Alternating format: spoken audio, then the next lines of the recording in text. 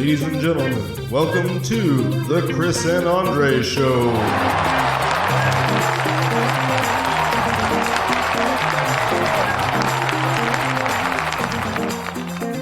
Hello, everybody, and welcome to the Chris and Andre Show. We are super glad to join us this week. I'm Andre.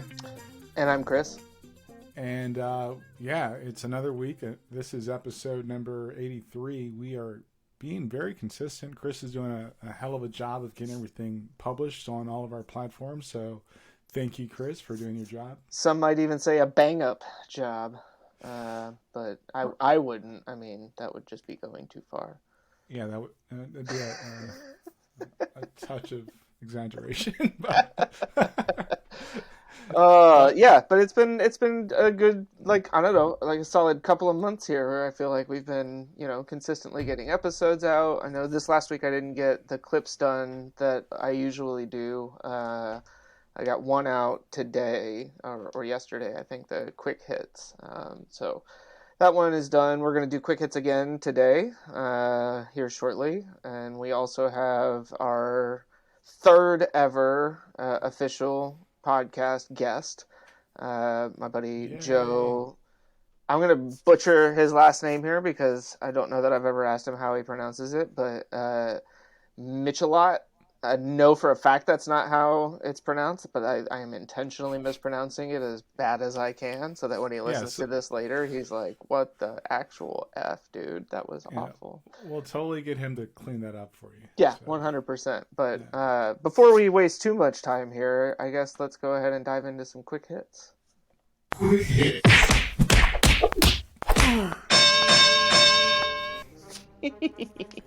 You're such a clown. First up, let's talk about some good old pop culture because we all love that. Yeah, so I watched Shang-Chi again this weekend, and I just gotta say, on the rewatch, still a very solid movie. Just overall, good movie, fun, enjoyable, little bits here and there that are kind of silly, but just a night, especially on the backs of watching Eternals. I feel like that really, just comparing the two together, I'm now at a point where I'm like, yeah, okay, I can confirm that Shang-Chi was a much better installment than Eternals. Well, I watched Shang-Chi this weekend on Disney Plus to stay away from the COVID. I thought it was a good movie overall-ish. There are some things where, because I've read comics, where I'm like, oh, and there were noticeable changes. But overall, I thought it was a good movie, and I think that people are taking the last three installments from the Marvel Cinematic Universe and giving them the rails. With Black Widow, Shang-Chi, and the Eternals. I'm still looking forward to seeing Eternals. It'll probably come out on Disney Plus around December 20th, so I'll definitely watch that. Do you think that any of this pushback against these last three films, is it coincidence or not that these have been focused more on what some would term diverse or woke characters? Yeah, I think so. I think when you take so Black Widow gets a pass because of Scarlett Johansson, and more people seem to have her back with the whole how much she got paid thing. Shang-Chi, I can't remember the name of the actor that started it, but I watched him on Kim's Convenience. Love that show. He's a great actor. But when you look at some of the kickback that people are having, it really has to do with race. It has nothing to do with anything else. I do agree with some of the comments about the Eternals because they changed the characters too much, but I haven't seen it yet, so... So you'll reserve the rest of your comments until after that. Yeah, the jury's still out. So, yeah. That makes sense. Anyway, next up, Red Notice. I watched Red Notice and that... Riverside. FYS. I watched that yesterday, actually, starring Ryan Reynolds, Gal Gadot, and Dwayne "The Rock" Johnson. And I tell you one thing, Johnson. Oh, my brain.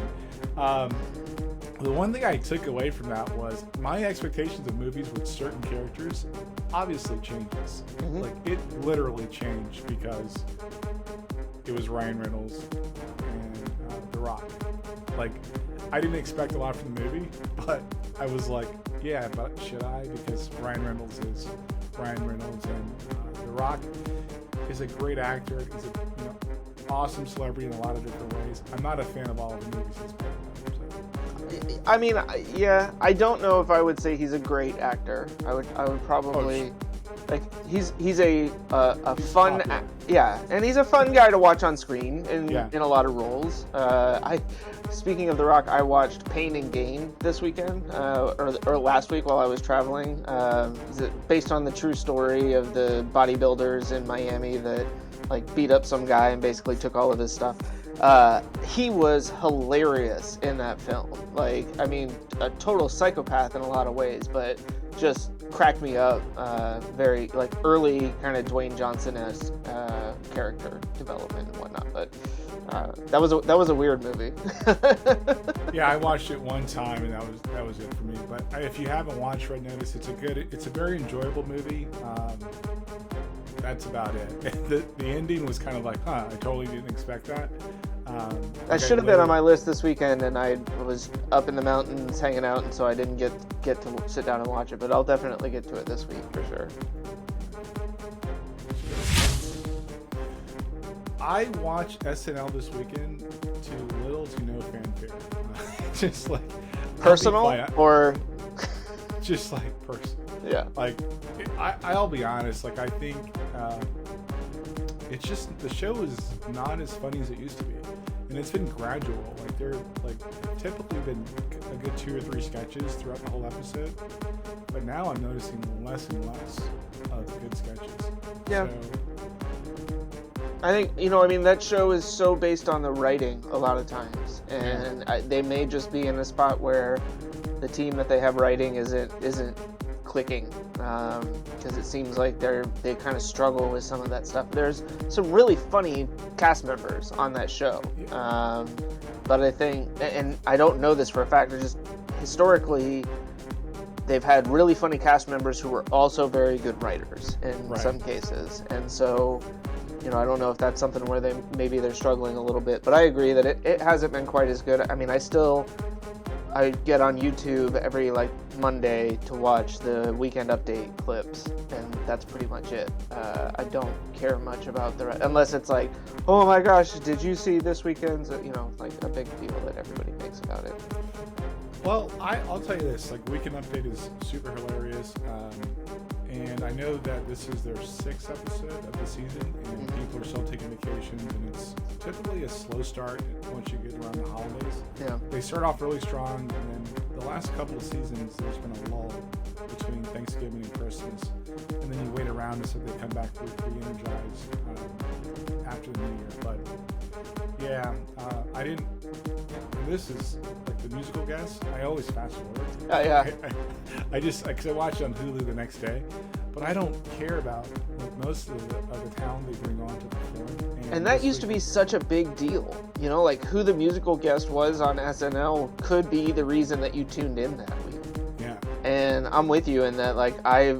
I could not care less about who it is that they're booking for musical guests anymore. Even hosts. Unless it's just somebody that if it's Paul Rudd, I'm gonna be like, okay, yeah, I'm definitely watching that. But outside of the few actors that I just am, gotta watch kind of deal. I will say most of the hosts have been hitting the home run. I will just say nothing against Taylor Swift. I'm just not a big fan, and she played this 10-minute video song. I was like, well, yeah, because somebody else broke up with her. I know. And they forgot to give her back the scarf. Literally, Colin Jost made that freaking show. I know. I'm like, yo, this chick's got a pattern. Everybody knows. Everybody. All right. So I talked briefly about this before. Just the whole anti-woke showing up in my feeds, and I sent you a couple articles, a couple videos. Yeah. And I kind of get it, and I think part of the problem that Marvel's having, DC's eventually going to have, is that, and we talked about this before, they're trying to craft the comics to be presentable to the current audience, right? Sure. And the demographics are just not lined up. So I don't know if they can quite figure that part out. And I think the Eternals was one of the big nails that people are trying to hammer them with. I hope they can. I've seen some things like the Captain America story, like why did the Falcon become Captain America? That was actually a comic. Right. Now, so there's a lot of things, and it's very intricate, I would say, as a comic book reader, but I do understand the argument, and one of the people, I read the entire article, although it kind of pissed me off a little later, but I don't think they're bending to the woke mob. I think there is just a fine balance of even stripping out some of the tropes that were in the comics back in the day to make them more modern. So however they figure that out, it's going to be tricky. Some people get pissed off, but they can't change. As long as they don't lose the essence of the character, then it's fine. Yeah, I agree. I think, I personally don't care what skin color or gender a specific character is. If you want to do a version like She-Hulk, right? Right. And that article that you sent me, I don't know, you said you got halfway through. I got maybe half a sentence into it and was just kind of rolling my eyes because it felt like there was such an agenda set at the very beginning of it. And I read through maybe about half of the article before I was like, all right, I get it. And I didn't find much that I guess I ultimately agreed with, because I think I don't see any issue with trying different stuff. The video that you sent me where the girl was complaining about the all the wokeness and stuff like that, the characters, I'm like, but if it doesn't work, it doesn't work. If people don't respond to it, then they're not going to keep making more of it. It's not. Ultimately, maybe they're trying it. If you don't like it, that's cool. Not every comic is for every person. But I am also at the same time, I think, aware of the fact that people have characters that they are very closely tied to, and so, or that they identify with. So it can be something where when that character, has a massive change like that, for some reason that is very, startling for people who maybe use a lot of that in their identity. But if that's the case, no offense, but get your own identity.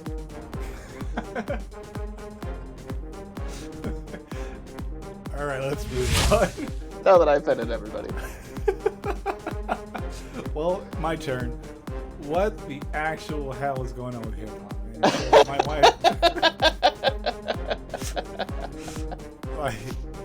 my wife sends me she's showing me this joint on TikTok because I don't partake in the TikTok, and it's these Island Boy clowns, and that's the tip of the iceberg. This may go longer than what we're trying to do, but for everything holy, please stop. That's not hip hop.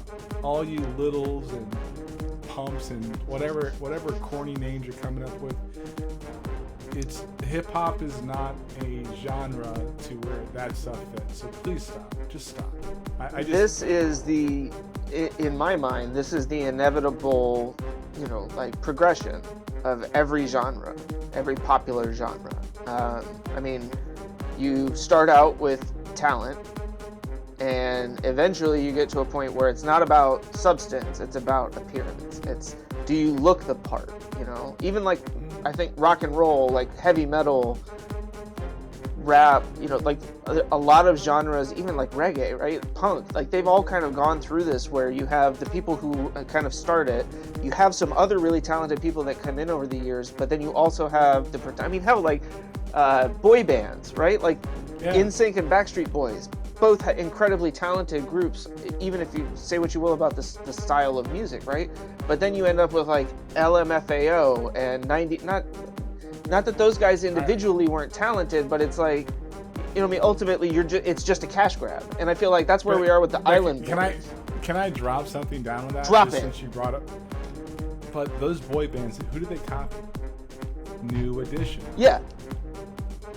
Right. So it's I hate. It's not the race card. I'm just saying. No, and that's a whole thing too, right? I mean, every genre, same rock and roll, right? I mean, that was. Who did Elvis copy? Yeah. Right. And who did the Beatles copy? I'm not bashing the Beatles. They wrote some really good songs. Yes. So that's a separate argument. It is. And they're from the UK. But Elvis copied, the Chuck Berrys. He copied a lot of people. To be fair, B.B. King. Chuck Berry only got that from Michael J. Fox. I do. Is it pitch meeting? I think that addressed that. Yeah. And we're gonna make it seem like one of the most influential rock and roll stole his music from a white kid. I just can't. But so this whole Island Boy thing, I sent you a video, and it's like I did not know that this was really a thing. And then there was something else that showed up next. Was MGK might have to change genres again. Yeah. Yo, that was so mind blowing. I don't know anything Mac Miller ever did. Right? I did hear about him dying. Right. Like I never listened to his music. I didn't know about the frat boy rap. Rap. That's just not my thing. So the kid was very insightful. Now what was really dope was he's like, I want to start out with saying I'm white. So I was like, I respect you even more for at least calling this out. But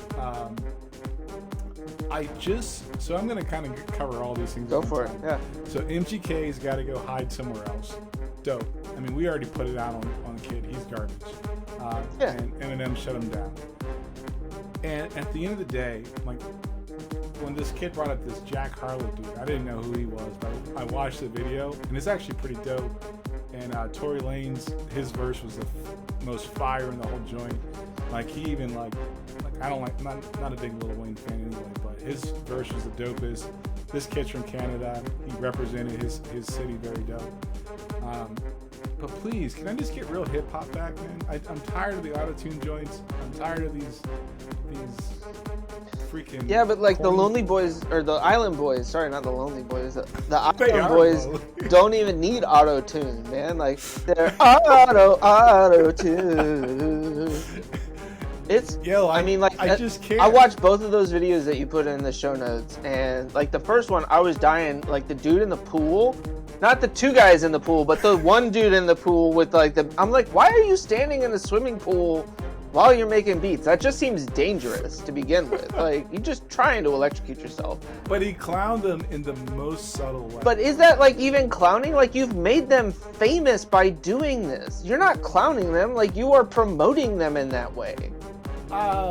Okay, maybe it's 50-50, but I still think, I thought it was like, it's interesting. I mean, like, I don't disagree. I think he kind of took it, like, looked at it, was like, I'm going to make a silly thing out of this, but then somehow, because of where we are in society, like, these guys also benefited from it. Oh, true that. But yeah, I just, like, we're talking about, like, substance and actual, like, and then, you know, appearance, and those guys, to me, just seem like the epitome of that. Like, I'm not saying that they aren't, I'm not saying they're like bad people. I'm just saying, like, it seems like, and oh my God, can we stop with TikTok deciding what it is that is popular?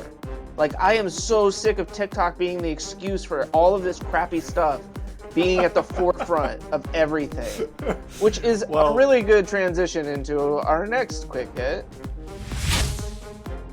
I'm just saying, I read this article I put in the show notes. Man, I guess people my age, and probably some people your age, they're all flocking to Reddit. Yeah, I mean, I have been a much heavier user of Reddit over the last, like, month or so. And I do, like, I blame you. You kind of threw it out there at one point. And we're like, no, I mean, like, Reddit's a good community. But you're not wrong. I mean, like, there's only a few subreddits that I follow fairly actively. So, like, the Reddit Tinder is hilarious. Most of the time. Some of the times, I'm just like, you guys are ridiculous. I'm so glad I don't have to deal with that crap anymore. The Am I the Asshole is one of my favorites. Although even there, like, this is the problem I'm starting to find with Reddit, is that it's hard to distinguish what's a real post and what's not.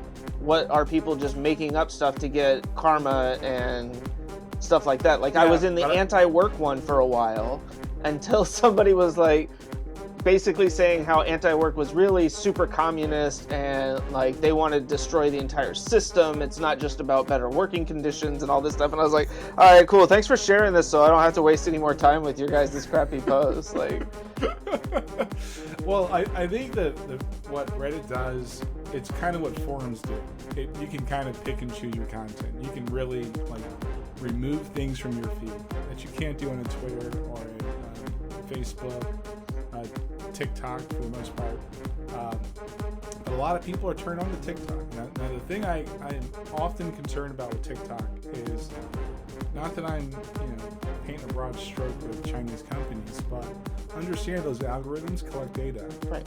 I mean, and I'm just not saying like Chinese companies are evil. I'm just saying like. No, I mean, like, I have to have a conversation almost weekly with my kid about TikTok and why she's not allowed to have it right now. And I'm just like, I don't have it on my phone because I don't like the idea of them having the information that they are going to have access to. And again, like, it may be very hypocritical because I have Facebook and Instagram and Twitter and Snapchat all on my phone. Like, those are all apps that I have. But and Reddit. I have the Reddit app now because I got tired of reading it.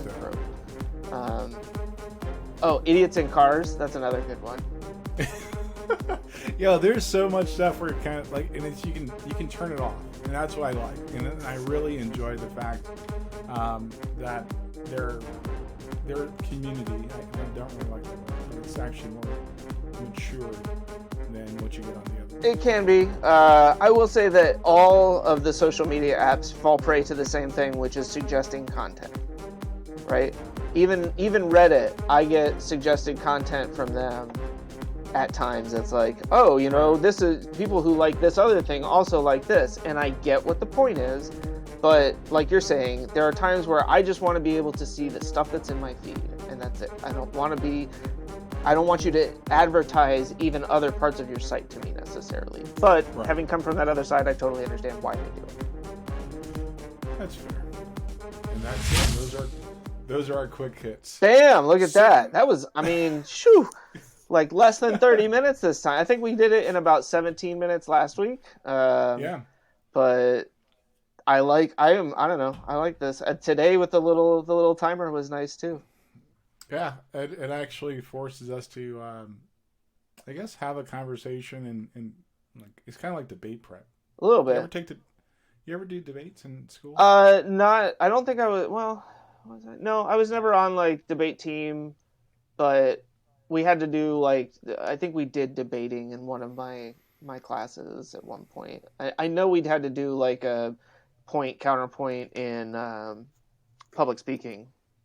Yeah, I had to do that in, I'd say, history.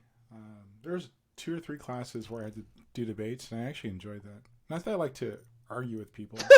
But, You? No, never.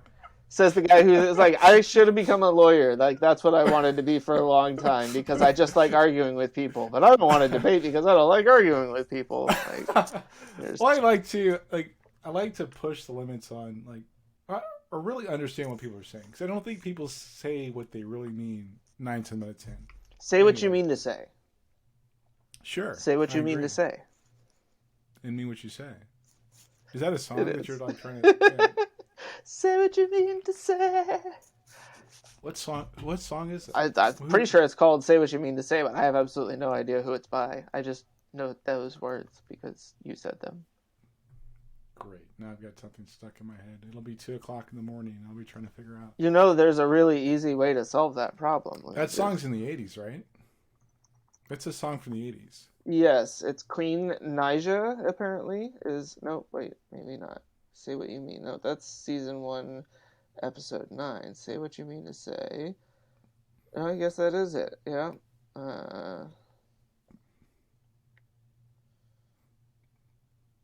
And mean what you say. Yeah, say what you mean. Say what you mean. No, that doesn't look like it. Okay. Let's go to business. Yeah, let's move on here before Chris gets completely lost in everything.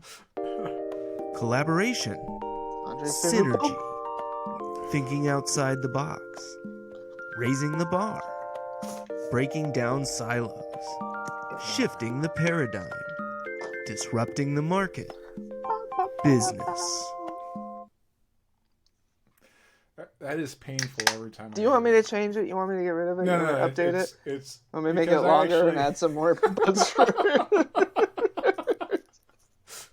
supply chain. Oh, speaking of supply chain, I've had 2 conversations about supply chain. One was actually intelligent. The other one kind of irritated me.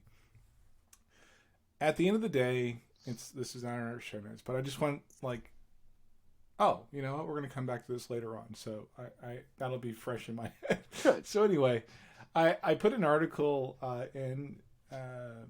It was from CNBC, one of my intellectual crack houses.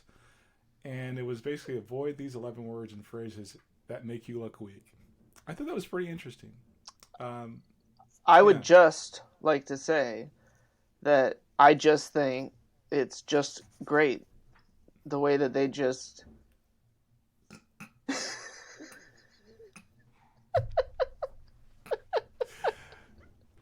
Yeah, just is one of those words though where you use it a lot more than you realize you do until you start paying attention to it, and especially in emails.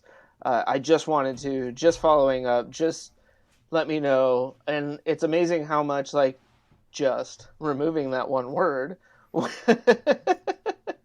get you the answer you're looking for, right? Well, and it simplifies what you're saying, right? It doesn't allow for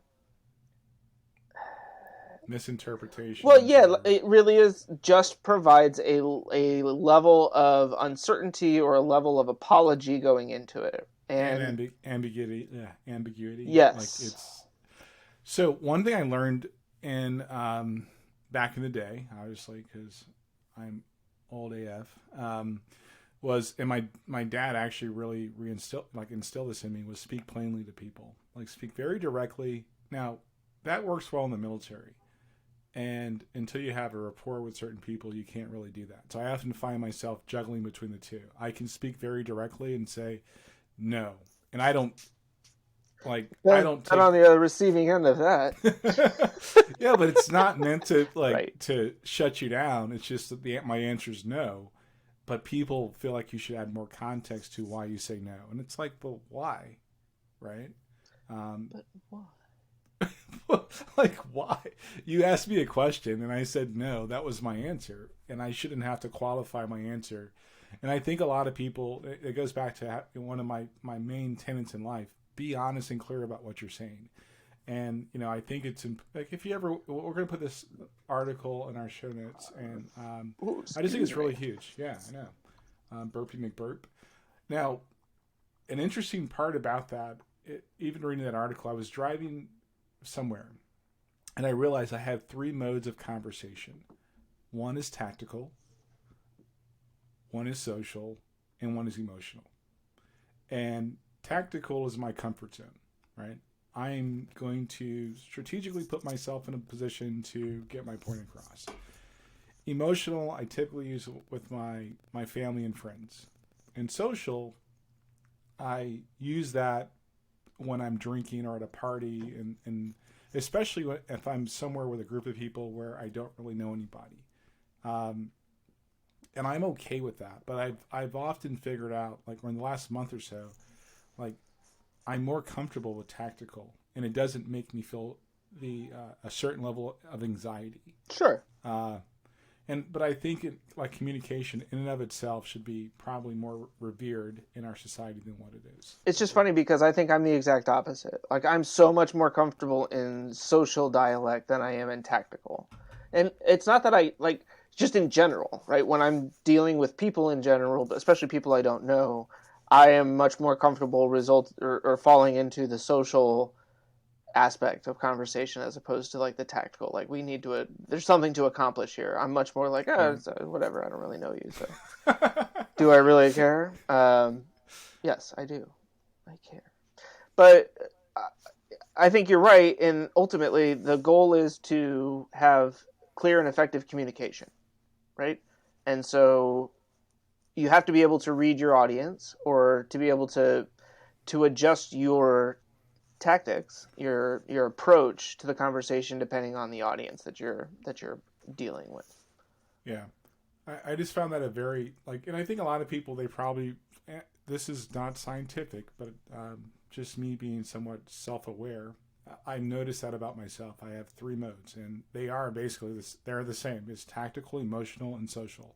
And my wife criticizes me a lot because my social conversations are different than my emotional conversations with her. And I'm like, well, because I see you every day, babe. This is totally okay. See, this is getting back to the conversation we've had before about her being upset because on Tuesdays you spend all of your talking time with me, and then you're like, you go to bed and you're just like, zip. No, I'm all talked out. I got nothing left to say to you. So anyway, I also sent an article about McDonald's and Wendy's dealing with their employment issues. We've talked about this so many times. People don't want your crappy jobs, ladies and gentlemen. Not for $12 to $15 an hour. For the most part, I mean that's what the McDonald's down here says. They got the sign out front now, hiring $12 to $15. I don't know any $12 or $15 that are looking for jobs right now, but don't. That was actually pretty good. I didn't want to I don't know. I just think that when you look at what's actually happening with the labor market, it's for the longest time it's kind of teeter between employer-employee stuffs. I saw something noted. I know. So, did you click the button? Not yet. I was going to make him wait. No, click the button. Okay, you want me to let him in? All right. We have our 3rd ever guest on the Chris and Andre show joining us. Hey there. Maybe. We'll see. Hey. This actually works. Look at that. Look at that. Joe, welcome to the podcast. I can't complain. I'm glad to be here. Thank you for having me. I'm sorry that you have me. It's a very thin pool of guest stars, I guess. Hey, man, you were top of the list, so I don't know what that says, but... I was on top of the list once, too. It wasn't a good one, though. How you guys doing today? No, we're doing good. We're super glad you're here. Super glad. I like the Captain America joining. I'm trying to get this room together, Well, yeah, those shields, I love them. They tried taking them from me. There's actually 2 of them. Yeah, nice. The original one and the new one. And I can't figure out which one I like better because they both stand for different. Whoa! Hey, whoa! You are not trapping me in comic book talk this early into this. Look, I haven't even started drinking yet. What is wrong with you? You got some catching up to do there. Yeah, a little bit, right? It's hard to find the best angle in this room when they're all corner angles. So, I was like, well, this is a little bit of everything. You got my old job, my hobbies all in one spot. My roommate, obviously. Very nice. Yeah. But so what are we talking about? What's going on here? We're just talking about some of the labor shortages in our current economy right now. Wow, it's starting easy. It's just we never we don't diddle daddle here. And I was just giving my point of view, and I've said, I don't know if you've listened to our podcast. I try to. I trail off. It's that doesn't seem like a compliment. I try to listen, but no. Sometimes you guys are really good. You have some really good material, but then other times I'm a stay-at-home dad now, so I have to really commit to either keeping my kids alive or listening to you guys. And so far, I think you know which one's more important in that case. Yeah, but I mean legally. That is. But I want to hear more about. I want to hear more about what you said about the labor shortages because I have a very unique perspective on that. Okay. My mantra has been we got an echo coming in somewhere. All right, echo. Yep. Sorry. I blame Joe. It probably is. It's a very small room, and I'm very very loud of a guy. Don't worry about Okay. it. We'll No worries. We will make the best of it. So my issue is that it's more of an issue of nobody wants your crappy job. So if Nobody wants your crappy job. Not, and That's how I I said sum it not up. for $12 to $15 an hour. Oh, then It's you like- wait for what I have to say. You go on, keep going. If you tell me that, and I knew this back in 2003, okay? Mm-hmm. The company I was working for, they spent a lot of time advertising benefits like health care, paid time off. Oh yeah, all face value school, stuff. Yeah, bait and switch. No, school and things like. And that company also gave you a sabbatical after 10 years. Like if you're in a certain, we're talking about real benefits. That's Yes. some unicorn stuff. Oh, tell me more. I won't even tell. Well, like you said, this was back in 2003, so this was like, I mean, the dark ages for us. So at that moment, I realized something. Salary was no longer important. It was about the total package you can offer your employees. Right. Okay. I went to a seminar that talked about, and I used to think HR was a joke. And You still do, don't lie. I mean, they still are. Well, I guess it my depends, sister- HR or people operations, right? People operations is a joke. Yeah. So I look at it in that way, and I've actually had some good experience with HR professionals. My sister is actually an HR professional, and so I want to be very clear: people that really want to do the job. I'm sorry, you sister said that. You said that. Is a real HR. You said that, and I saw like a red line of death on your forehead. Like you better get this right. Yeah. I am always thinking about like I can't take that back. So, but I do know people that want to do the right thing for people. They understand the value of it. So when it comes to me, when it comes down to what I believe, it's like, look, treat your people fairly. I don't need to wait for the state or the federal government to say that, the average wage in actually the area I live in is $65,000 a year, right? Where do you live? No, he lives in Disneyland. And I live in Disneyland. The median income. So if you just start looking at each little pocket of the suburbs is like 85, right? Yeah. So the highs, you take out the highs and lows and just say, okay, people have got to be close to that, depending on the industry. How do we get them closer to where they're going to be able to survive in our community? And the neglect of companies, the neglect of politicians to have the right conversation. I put the onus on companies first. That's what bothers me. Nobody wants your crappy job. So as long as you continue to do the same things, you're going to have your results will never change on that. That sounds fair. It's a very top end approach of it, though. So where do you come in? The gutters, as low down in the mud as you can get. My work career started at flipping pizzas unintentionally, and then learning how to bake them afterwards. And then it went from accidental security guard to then accidental firefighter. Nothing was ever planned. It was just kind of like, hey, you're not a complete dipshit. You know how to do a job. Come do this job. And I'm like, how much does it pay? 50 cents more. Let's do it. And I just kept moving up that ladder. And so, but as for the whole, in my mind, benefits are those things we talk about towards the upper level management or ladder career level. And that's because in this area, if you have benefits, you're already making a lot of money. The benefits are just like the gravy on top of it, or you're that guy who's making all the rules for everyone else, and esto facto, you are the guy who's causing problems for people. And I'll get to that in a minute. So a lot of people don't know, but not all firefighters are paid, and the ones that are paid aren't paid well.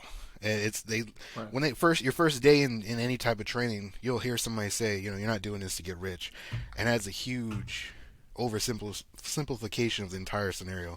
I was getting, as a full-time firefighter who did 36-hour live-in shifts, with only a 24-hour break in between, I was making $8.50 an hour in an area where $10 is the base pay for McDonald's employees. Now it's gone up to $15.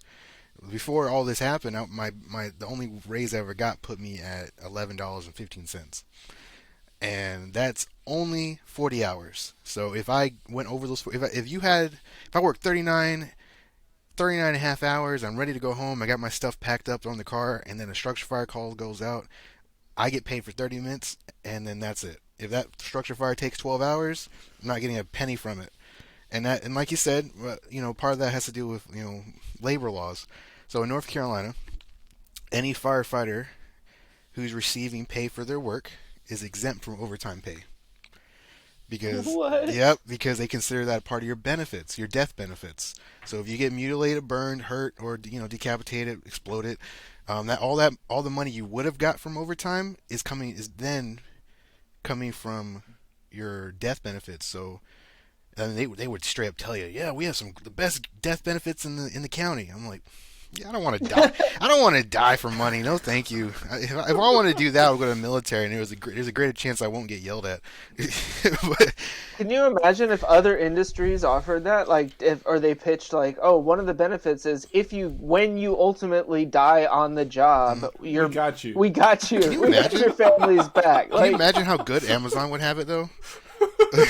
So that's you bring that up, but I don't know if you guys have seen the Amazon commercials lately, right? Where the guy I was working at Amazon, and then my mom got sick, and then my brother got sick, and they both died, and then I became a nurse. Thanks, Amazon. And it's this is. I mean, I assume that this is just a massive PR campaign to fight back against the we have to pee in water bottles. No. It's basically because the Democrats botched the whole college thing, right? So the wage gap that we're having is typically because of education. Sure. You mentioned we're gonna remember to bleep this out. Okay. Once you said Democrats, I'm like, oh. I worked for a long time. In fact, I think that was the company that he was working at in 2003. Yeah, and So, but I can tell you this: when Obamacare came around, we offered benefits that made Obamacare unnecessary. Nice. Right. But nobody talked about it. And this wasn't just for upper staff; it was for everybody. So I actually watched people's benefits go up because of the Affordable Care Act. So we were there are some companies that are forced because they watch the news and they watch California, and they see the tea leaves and they're like, oh, we need to do something different.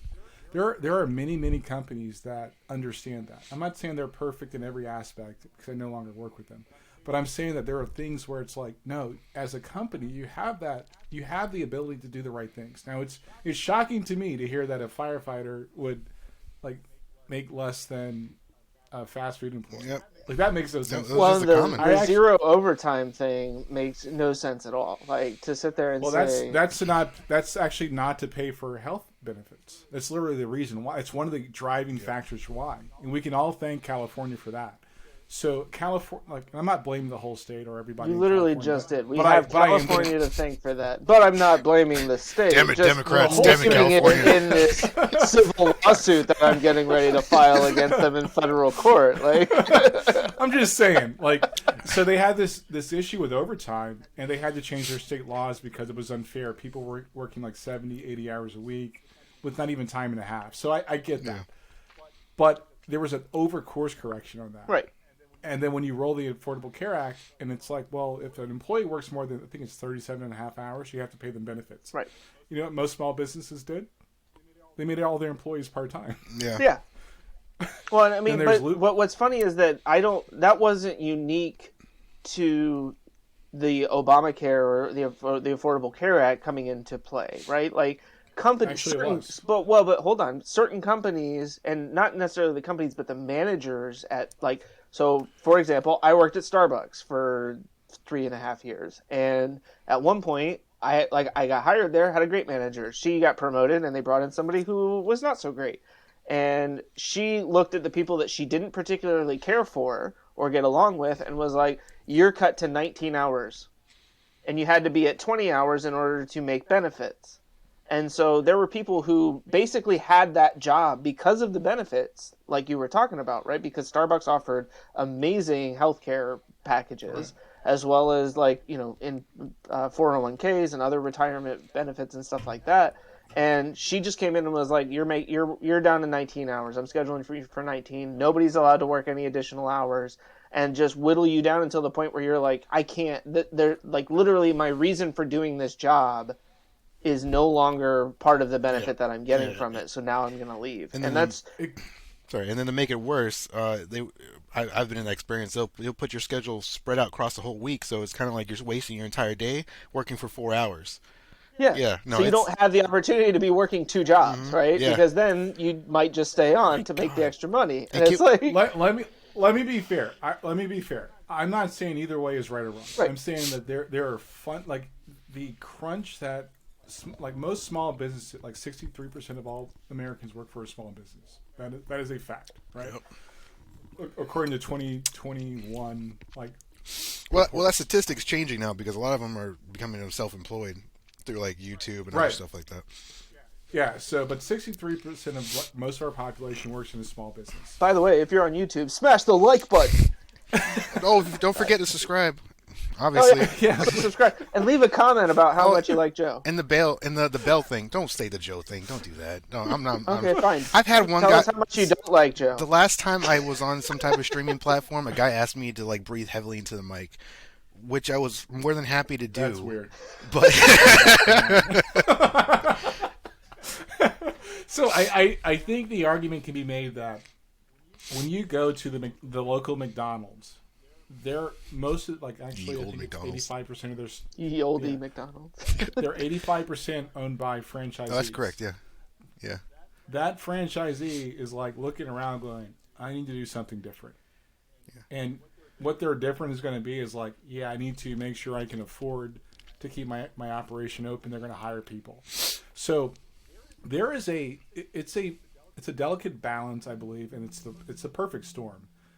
Employees can force what the states and federal government couldn't do to get fair wages. So I'm not altogether upset about it. I'm actually applauding people for saying, well, if they're not going to voluntarily do it, like financially strangle them, right? So anyway, I could go into that all day long, but let's talk about something else that I'm kind of getting frustrated with, luxury car commercials. And I put Man, you just destroyed the whole industry. To hell with the economy, to hell with luxury cars. Go back. Yep. I mean, so this is what we do on the podcast. Mm-hmm. Generally, Andre will bring up a topic, and then typically it'll be me that insults an entire swath of people on one side of the conversation. Sit and stare until you negatively expunge on people. I love it. Basically. It's fantastic. One thing I learned working for that company I work for is just how marketing is devious. And I've seen 3 luxury car commercials. One for the Audi RS e-tron GT. I'm actually I've got one of those on back order right now. Oh really? No. Make that money, yo! Make that money.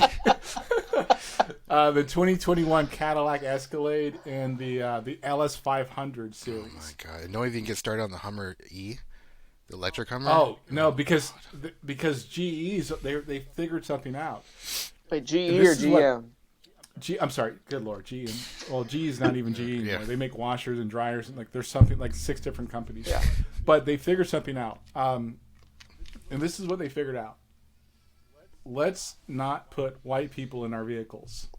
And here's the most devious thing about commercials. If you ever want to see where the social winds are moving in socially and politically, watch more commercials. Yep. Right? And from Janelle Monáe being in the Audi commercial, she's talented, so I love her for that. Regina King being in the Cadillac commercial, I have the biggest crush on her, so I'm okay with that too. But the Hands to the Sky thing, it's like you have like an Asian chick, a black guy, and a Latino guy like doing a reggaeton like commercial. I'm like, you guys are totally like playing everybody. Yeah, tokenism to the extreme. Yeah, let's cover our bases. We don't want to whitewash this. I know exactly what you mean. It is amazing. I have no idea what you guys are talking about. What? I mean, you're literally like within a caramel Oreo right now, so. Chris is like, I think everything's great in my world. No, but it's funny. So I was at Walgreens yesterday, and I'm sitting in the pharmacy, and I look. Yeah, doing some white people shit. And like they have, the big like display on the wall next to me, and it's got like all the different services the pharmacy offers, and above it are all of these old pictures of Walgreens. Mm-hmm. And I noticed that every single person in those old pictures is pastier than I am. And I'm just like, Oh, that's interesting because then I start to look around at like the more modern, like displays and stuff, and it's all diverse. And I'm like, so nobody looked at this, all these So old we shouldn't put it out photos, there? and was like, I mean, like maybe they don't all have to be like maybe we just don't put people in it at all because they're all white. Instead of just And having the door open and see who walks in, yeah, they were cherry picking back then. And Yeah. and in a way, they're kind of doing that again now. They're kind of overcorrecting, like you said. There is and I get it. I don't dislike it because there's a sense of normalcy to our natural diversity, but like be more strategic, right? Don't be so blatant. Yeah. And I'm going to give you two examples. Actually, one. HGTV. If you ever watched that joint, we're back on and this they've got one. like. Yeah, because it makes me so mad. If there's like a black family on House Hunters, you hear like the. I'm like, what are we doing? No, nobody notices that. And if you see like Billy and Jane buying a house, it's just like happy. Yeah. And if somebody says like, so and so is Latina, you hear like this fake like keyboard salsa, which really offends me. I'm like, I don't want to do this. Little HGTV. bongo, like Yeah.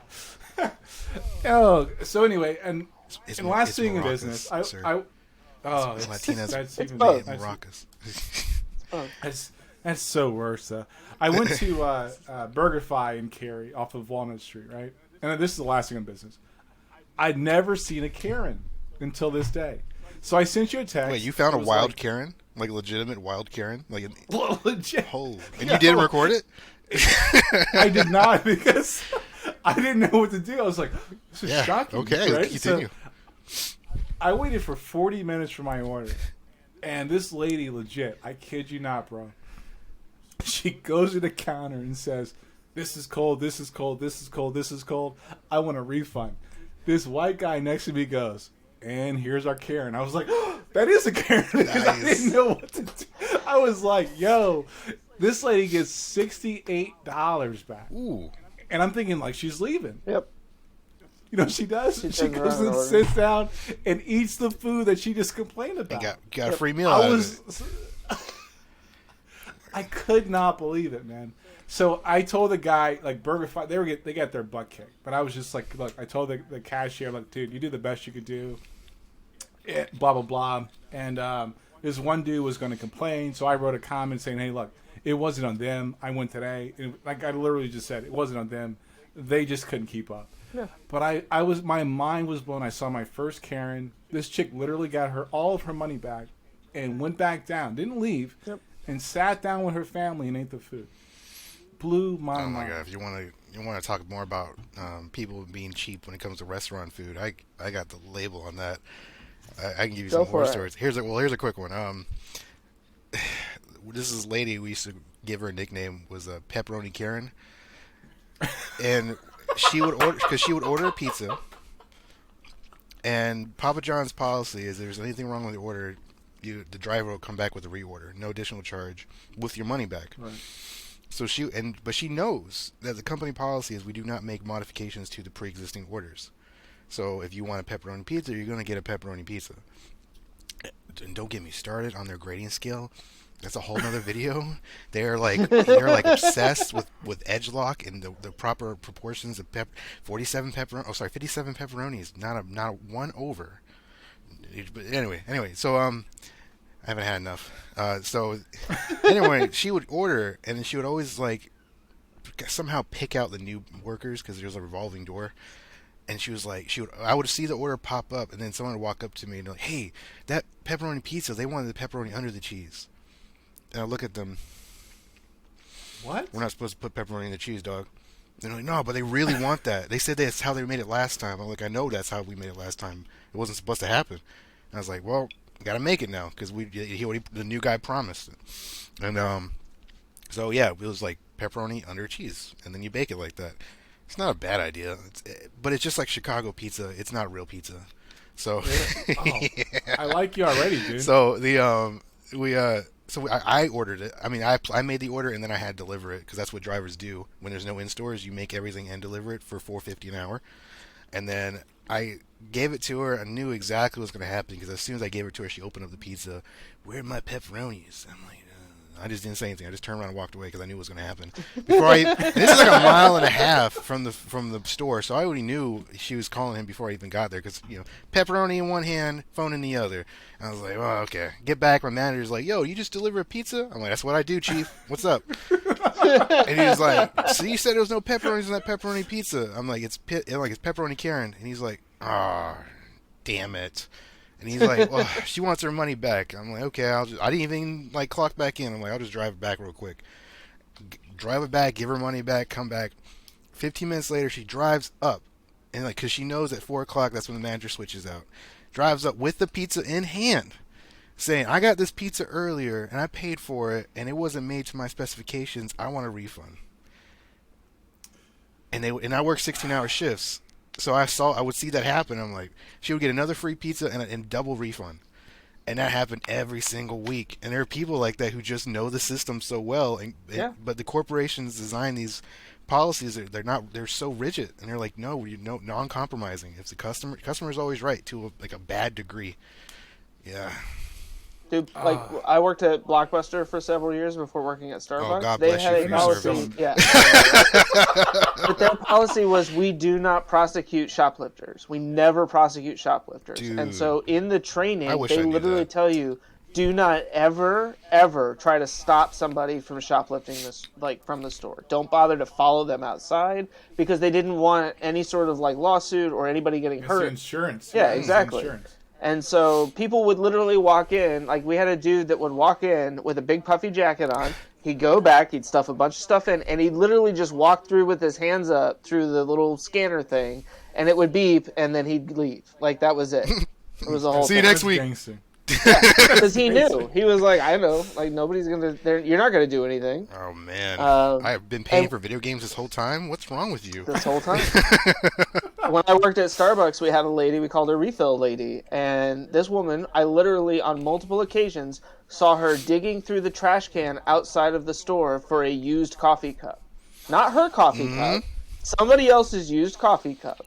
And she would come in and say, I want a refill, because a refill was 50 cents for a drip coffee if you had the cup. It was supposed to be within the hour and while you stayed in the store. But you can't prove that.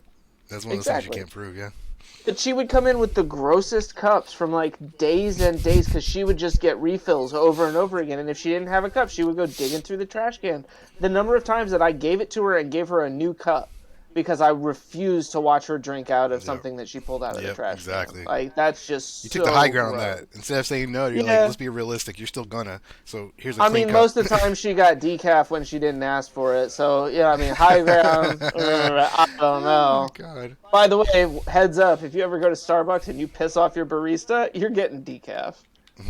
Nice. That caffeine, especially you pay for extra shots and you're an asshole. Well, joke's on you. Obviously, since my previous conversation, I can't afford Starbucks. Not Starbucks. No, all homebrew.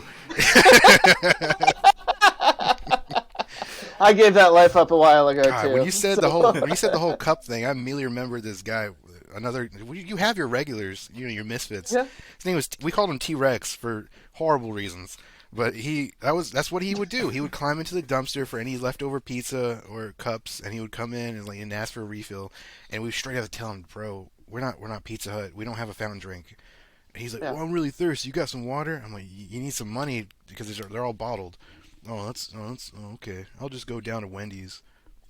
Yeah. Yeah, that's crazy. Now we're getting depressed. Yeah. Cheers. Let's go to sports. No, we're gonna go talk some sports. Well, it makes you feel better. He got hit by a car and didn't die, so it came back to him. That doesn't make you feel any better. That's like going the opposite direction there. Well, speaking of getting hit by a car but not dying, let's talk about Cam Newton. Cam Newton. What the actual?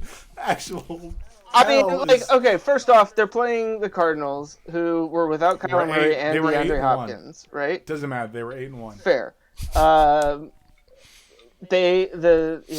Look, there's no explaining it. I just think we have to vote Cam Newton for MVP now. Obviously, he's the most valuable player to any individual team because they went from the Sam Darnolds to the Cam Newtons overnight. I mean, that was Makes you wonder That what was they impressive. do. Off they do when they what do they do off camera? Does he just beat them into submission? Like, you're going to do it like this?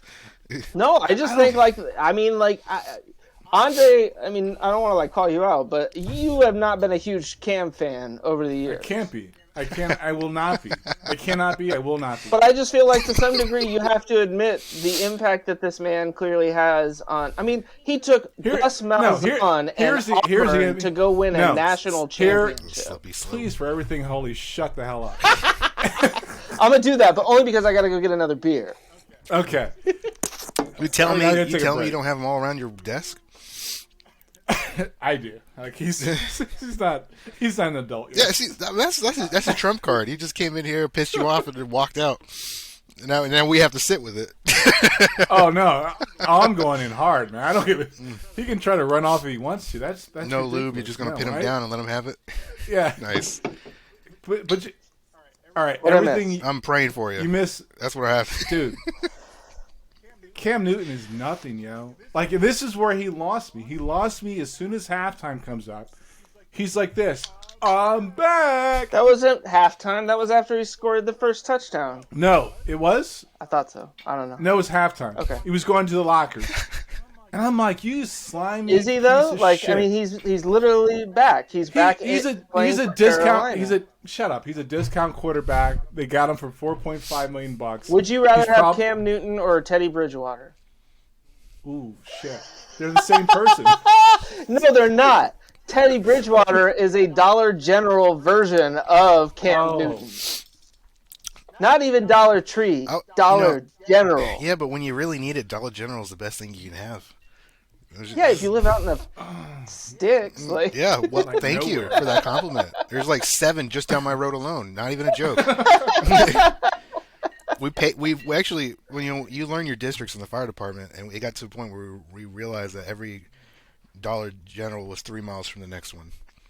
It just became that token. Let me ask you a super, like, yeah, let me ask you a really tough question. Do you notice that Dollar Generals and what's the other one? Dollar Tree. There's Dollar Tree. Don't forget Family Are they Dollar, man. They were the original ones. They were the ones that started this. Are they typically in lower income neighborhoods? Yeah, So they do you know what oh god, what is it? The old terminology? So federally, food shortage, food strangles, Food desert? food deserts. That's it. Yes. Yeah. So Yeah. Dollar General makes their money off food deserts. They actually target environments or areas in which there's not a grocery store within 5 miles, and that's where they start their infection, and they work outwards like that, and then they got 3 miles for every store in between. But no, that's how they work, man. People in lower incomes, it's not that they can't get to work, because I've seen enough crackheads, they'll drive 50 miles to get some, but if it's right there, it's convenient. You're not going to drive that extra 1 mile of gas to go to a Food Lion or a Walmart. So yeah, no, they got their bread and butter is quite literally food deserts. So yeah. Yeah, okay. So now, man, we should.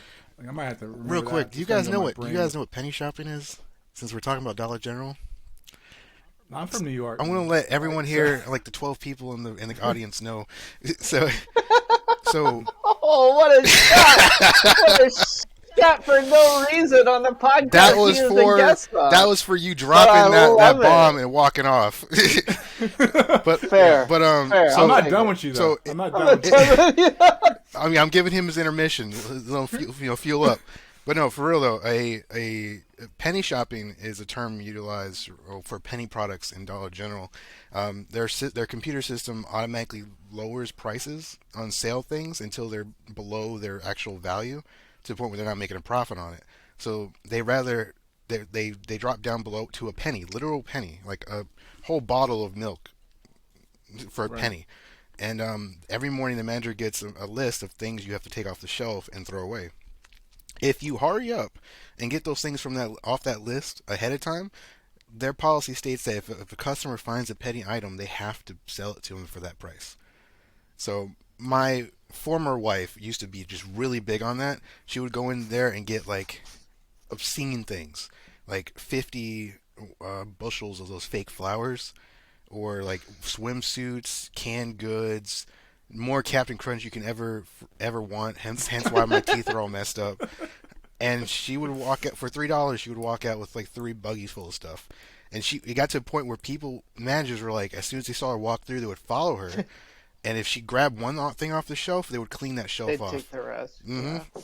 So yeah. So fun fact, it's still a thing. It still goes on. There's actually a couple websites that you can find. They get shut down all the time for lawsuit reasons. But penny shopping is a real big thing. It's secret, and I love it. And I'm not ashamed to say some of the things in my room are penny shopped items. Yeah. No, I'm not gonna be a hater. But, yeah. but now that I lived in Harlem in the '80s. But let me get back to your ass whipping. Yeah. Cam Newton, MVP, best player to ever play the game. Number one on my top 10 quarterbacks list. He said he was going to give you an ass whooping, not wait for you to tell him. Yo, how could he even say that? Yo, he played like, all right. His 2 possessions, he did get touchdowns. Yeah. Yes. But he's still Cam Newton. Name another player that played two that came in for 2 plays after just joining the team less than a week ago and scored 2 touchdowns. Tom Brady. No, bullshit. Tom Brady never did that. Are you kidding me? He never scored 2 touchdowns after signing with a new team less than a week ago. Oh, less than a week. 100% of the time, he scores every time. I'm getting so excited. My twitches are activating. Yo, I don't give a shit. I don't give a shit. Say it. Like what? Yeah. What do you have against Cam Newton? The man inspires greatness wherever he goes. He's also insufferable. Yes. He's a child. Have you met me? Why do you think I'm such a big fan? I've met you, and I wonder. He's trolling me right now. Like I'm like inside, I'm like this motherfucker's troll. You gotta bleep that too. He's trolling me. I cannot. I will not. I really don't understand. Like, okay, when Cam was at Auburn, I wasn't a huge fan because of the whole thing with his dad and the computers and whatever. But then when he got to the NFL, I just sat there and watched people hate on this dude for taking on 90% of the offense for Carolina and basically willing them to a Super Bowl that they lost, and in which he had a very similar play to what Teddy Bridgewater did this weekend for Denver, right? Where he didn't dive on the football, and everybody made, Cam's not a team player. No. Look, I'm not going to say, like, Cam is not, he's a good quarterback. I've always said that. I don't like his attitude. I really don't. I can't get behind it. I think what you want is you want his level of professionalism and sportsmanship to match his character.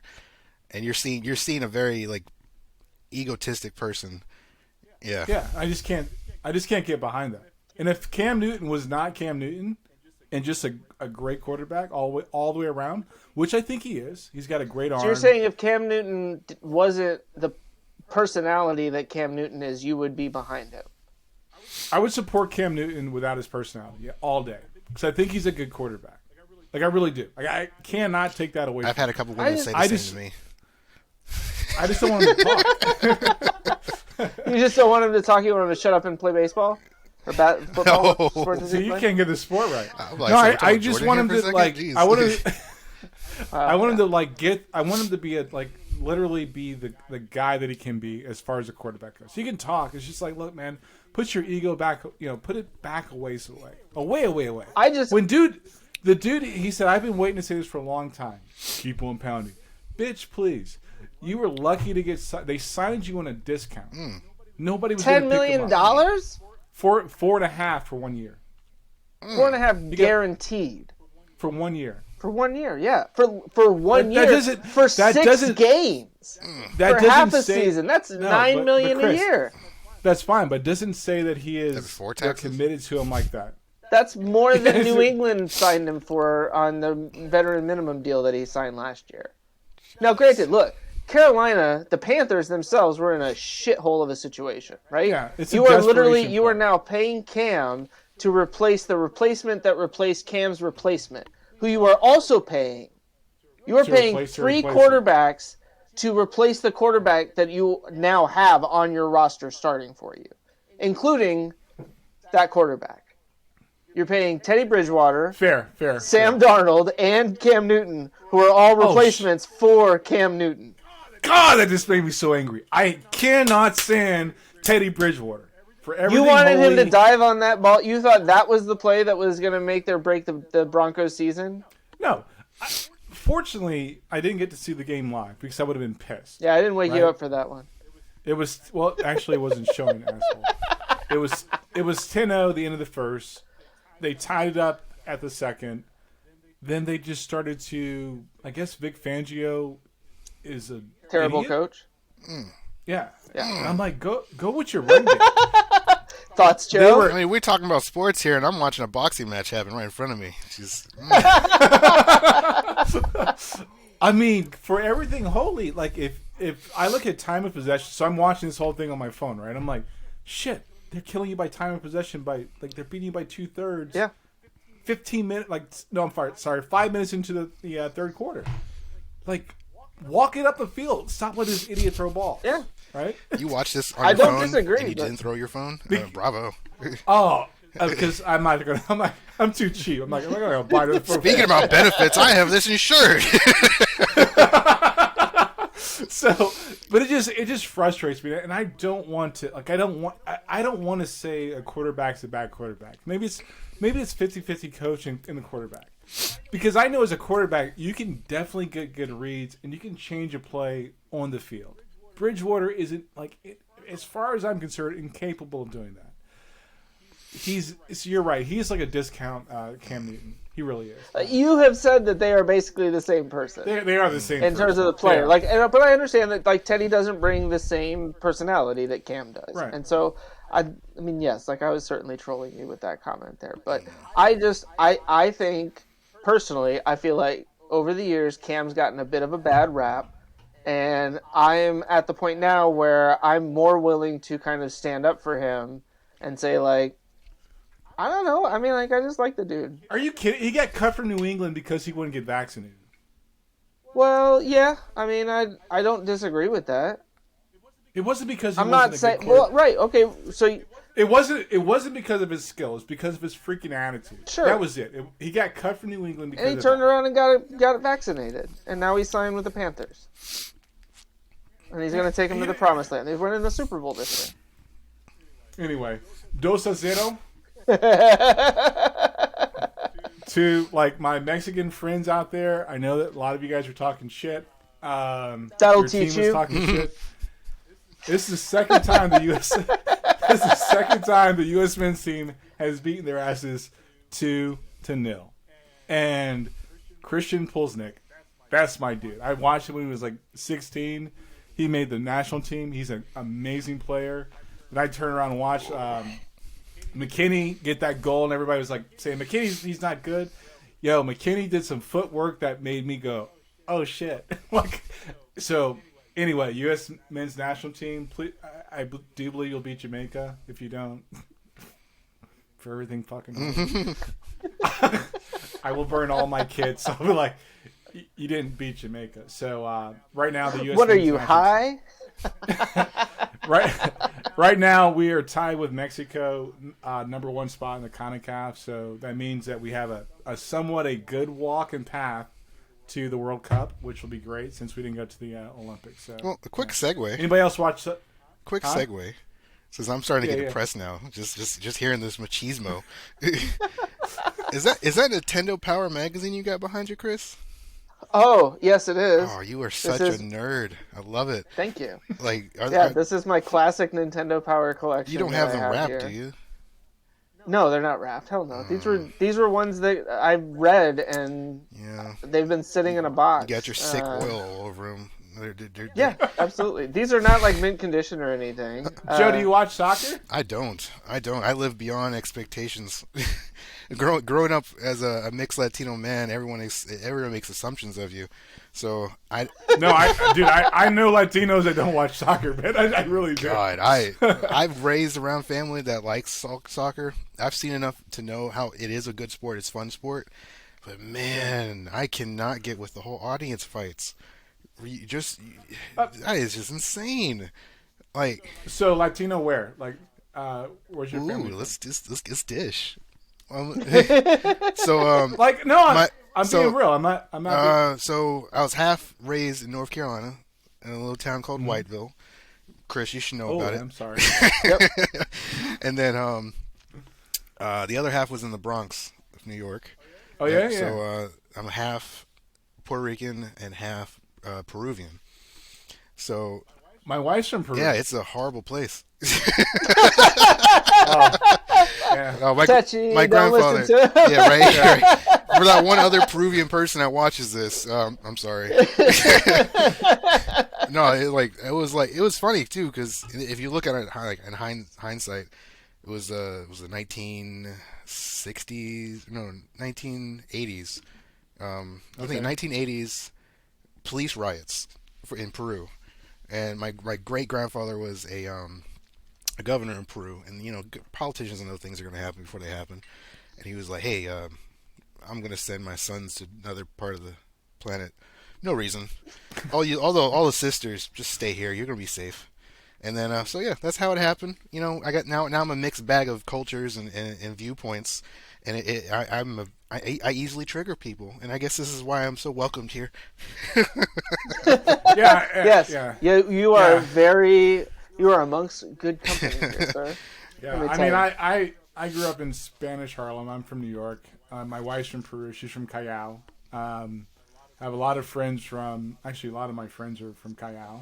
Actually, I know some Dominican people. They don't like soccer. They talk baseball, and they always shit. Yeah, on right. soccer. I love that about Dominicans. They're so rebellious. Yeah, it's like- rebellious. They're like, we're Latino, but not like that. No. Not like that. No, man. We play baseball. We're that kind of Latino. So I mean that's dope. But yeah, I pull for Peru a lot because if I want to sleep in my bed.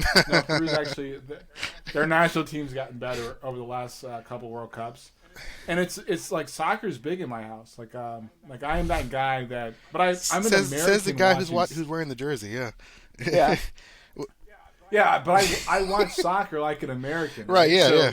Like Latinos are like, oh, Yeah. right? I'm like, come on, cut the Yeah, game. yeah, So I'm yeah, yeah. yelling. They're like, they can't hear you. I'm like, they can hear me. So it's like I'm watching a football game. It's like, nah, but I watch. You like are an watching American- a football game. Yeah. I am watching. Technically, yeah. I watch football like I'm watching football. And my younger days have passed. But anyway, I'm just saying, Mexico. You talk about man in the mirror. We're trying to mimic you. No, you got to remember we have weapons on our team, man. We've lost enough World Cups to where we're like, no, that shit don't work. Yeah, now they're hungry. They're hungry. They're like, Now- we know what's not working. Let's try this. Yeah. My question is it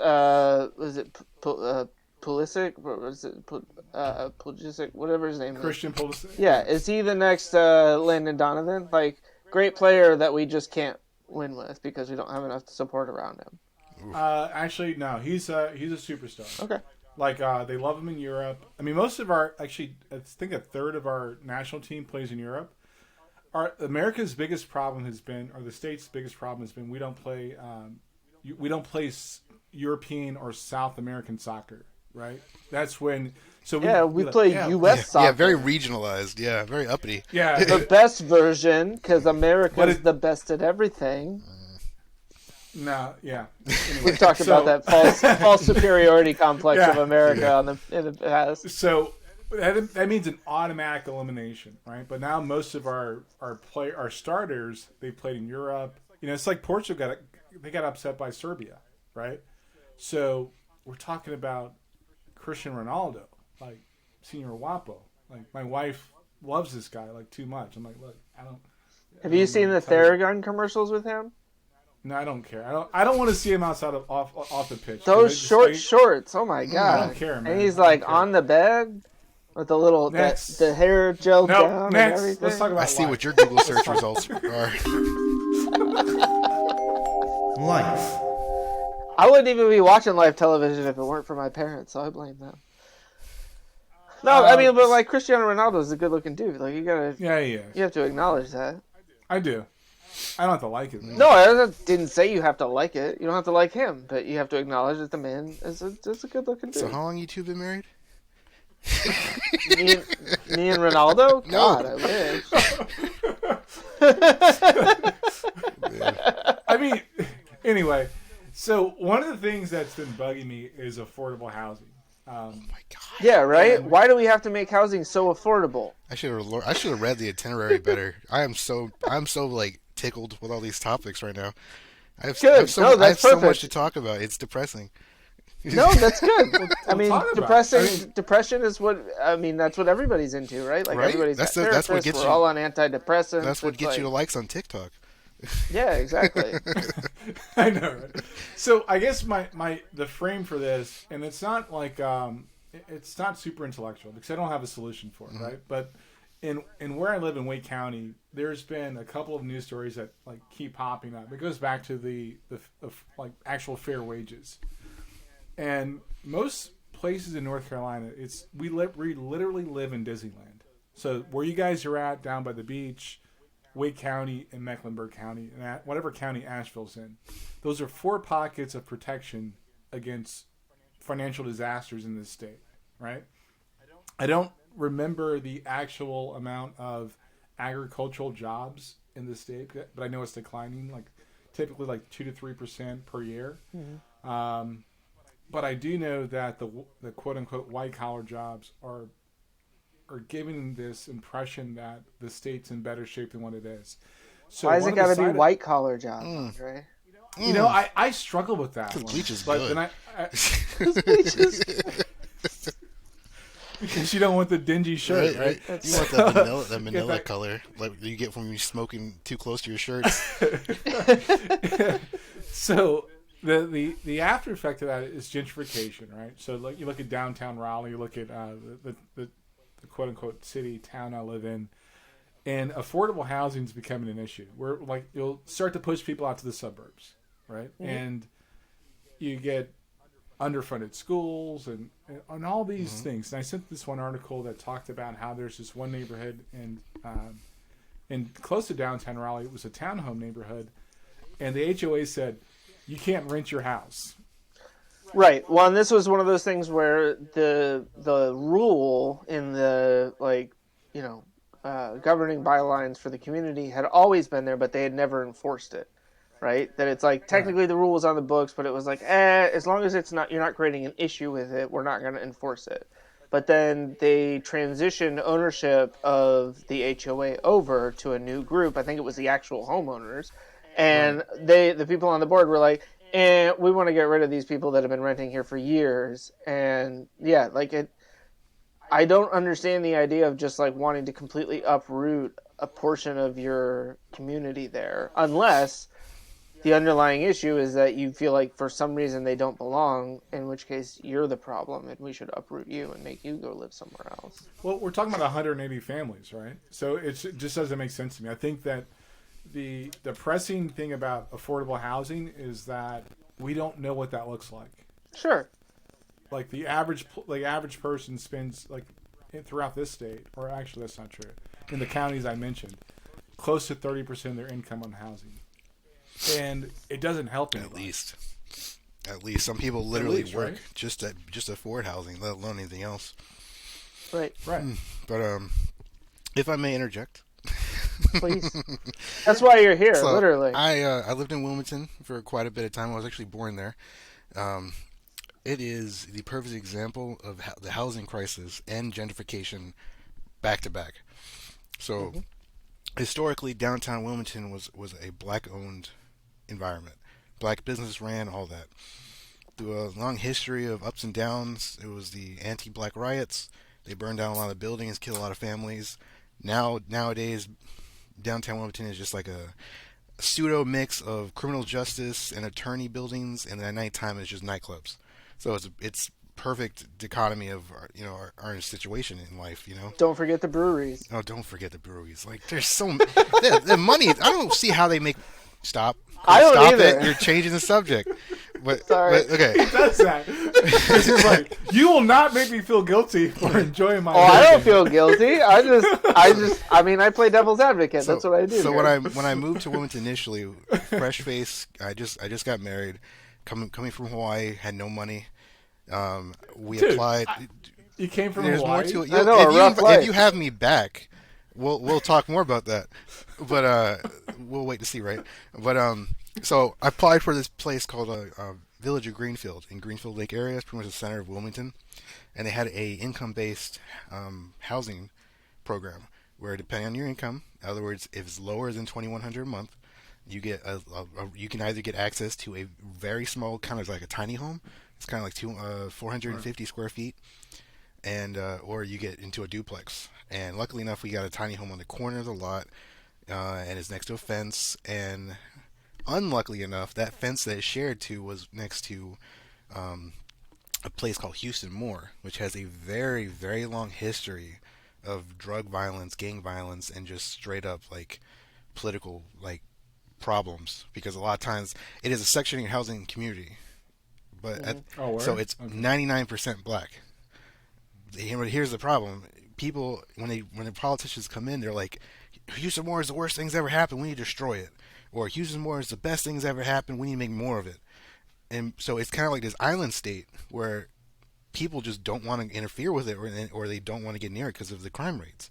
So I kid you not, my first year there, somebody walked down our street with an AK-47 and popped shots into houses just for the hell of it. I was at work and my wife calls crying. She's like, "Oh my God, somebody's shooting through the house." But don't worry, they found the gun. Not the person, but they found the gun. But this is what I'm bringing into. So when we talk about gentrification and other things like that, we have to realize that they bounce off of each other. So there's a strong desire and need for more housing in Wilmington, because like Houston Moore, it crams a bunch of people who unfortunately have low income with each other, right. And they don't have many options. And then right next to people like me who are trying to develop ourselves, and we're like literally we're in the same boat, like except for the same amount of money that they get a month and the same amount of money that I spend a month, we're living two very different lives. And right. Literally right next to each other. A literal fence is dividing us. And I think that's kind of where we are politically with it. You have the people who think that Section 8 housing is a problem and that we need to have less of that, and we need more alternative housing programs like Village of Greenfield. And then you have other people who are like, well, if you make village housing too affordable, people don't want to leave. They'll just pass it down to their kids. And there's some merit to that. You being from New York, I think you know about, rent control and all that. Yeah, sure. But so with the history of Wilmington and housing and everything, I there's a strong racial component. We are in the Bible Belt in the South. Some people don't like looking at their neighbors unless they're a certain, complexion. And then to top that off, there's the economic aspect, because, like you said with the breweries, every time a brewery gets built, houses get knocked down.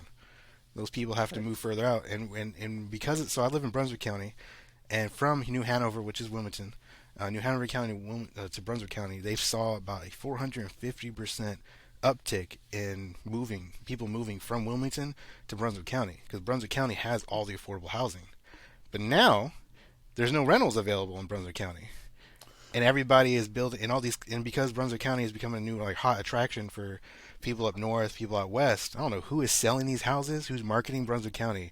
They're doing a great job, but when the people come here to Brunswick County, they're like, there's nothing here. Where's the GameStop?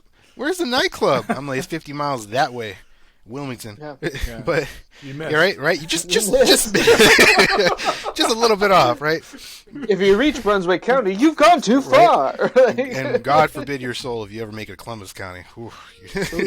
But no. So there's a mysticism to it, where people kind of like glorify how, I guess, almost like they glorify how difficult it would be to solve this problem. And I don't think it really is difficult. It's just having to choose which side of the spectrum you want to be on and actually pushing through with it. Well, I think you mentioned one thing that's actually part of the equation I keep mentioning. It's opportunity, right? If you want to strangle, you want to strangle your wife, do that in your own time. Yeah. If you want to, if you want to eliminate what people call the bad markers like crime or lower education, give people opportunity, and as opposed to removing that opportunity from them. What's happening in the New Hanover, and Brunswick is the same thing that's going to happen in most other places. Same thing is happening. It's all happening all at once. Yeah. You're going to push people to further districts, and then it's going to be this cycle. At some point, you run out of places for people to expand to, right?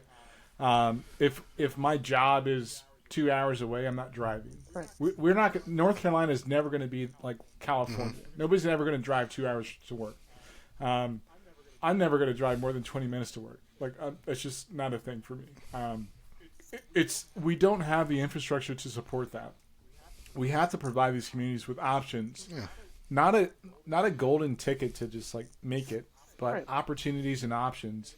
And then you see those things like the Harlem Renaissance. You see things like Black Wall Street. You'll see things like where like a lot of my friends like in where I live, a lot of my friends are entrepreneurs. Most people I know don't work for somebody else.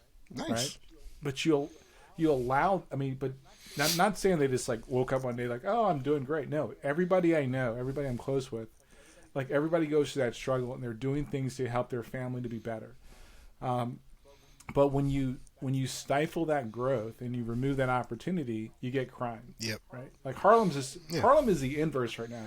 Every time I go back there, I'm always surprised. I'm like, yo, there's a lot of white people. Well, but you think, I mean, we talk about like the cyclicality of it all, and really like what you end up with is gentrification, almost not immediately, but eventually followed by white flight. Right? Like you gentrify a downtown area, and then for whatever reason, like the white people want to move out to the suburbs. Well, it's because they have that expendable income, man. They have the option to do that. They have the opportunity to choose a new environment for themselves. You know, exactly. I lived on. If anybody's listening who's from Wilmington, God bless. I lived on just past 3rd Street on near Princess Street. So if you really know where that is, God forbid. It's got very high crime rates.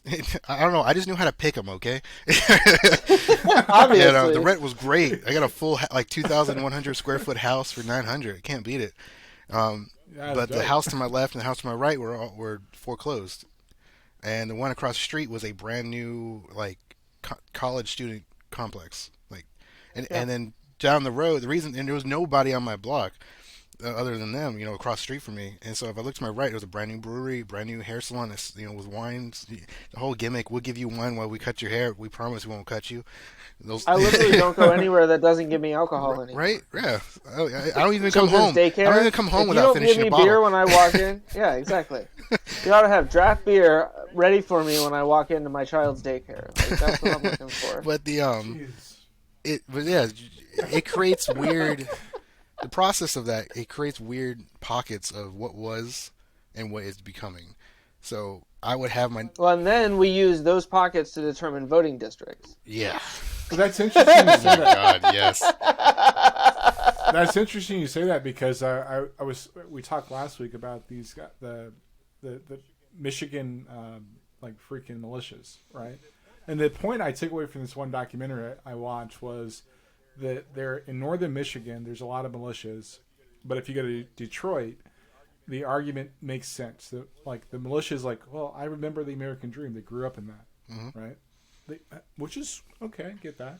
And if you go to Detroit, it's like, I just want to get a piece of that. Yeah. I mean, so what is the American dream that is left in Detroit, right? I mean, that whole city was built on automotive manufacturing, essentially, and I mean, 90% of that has moved out of there. I feel like we're shitting on GM this whole podcast.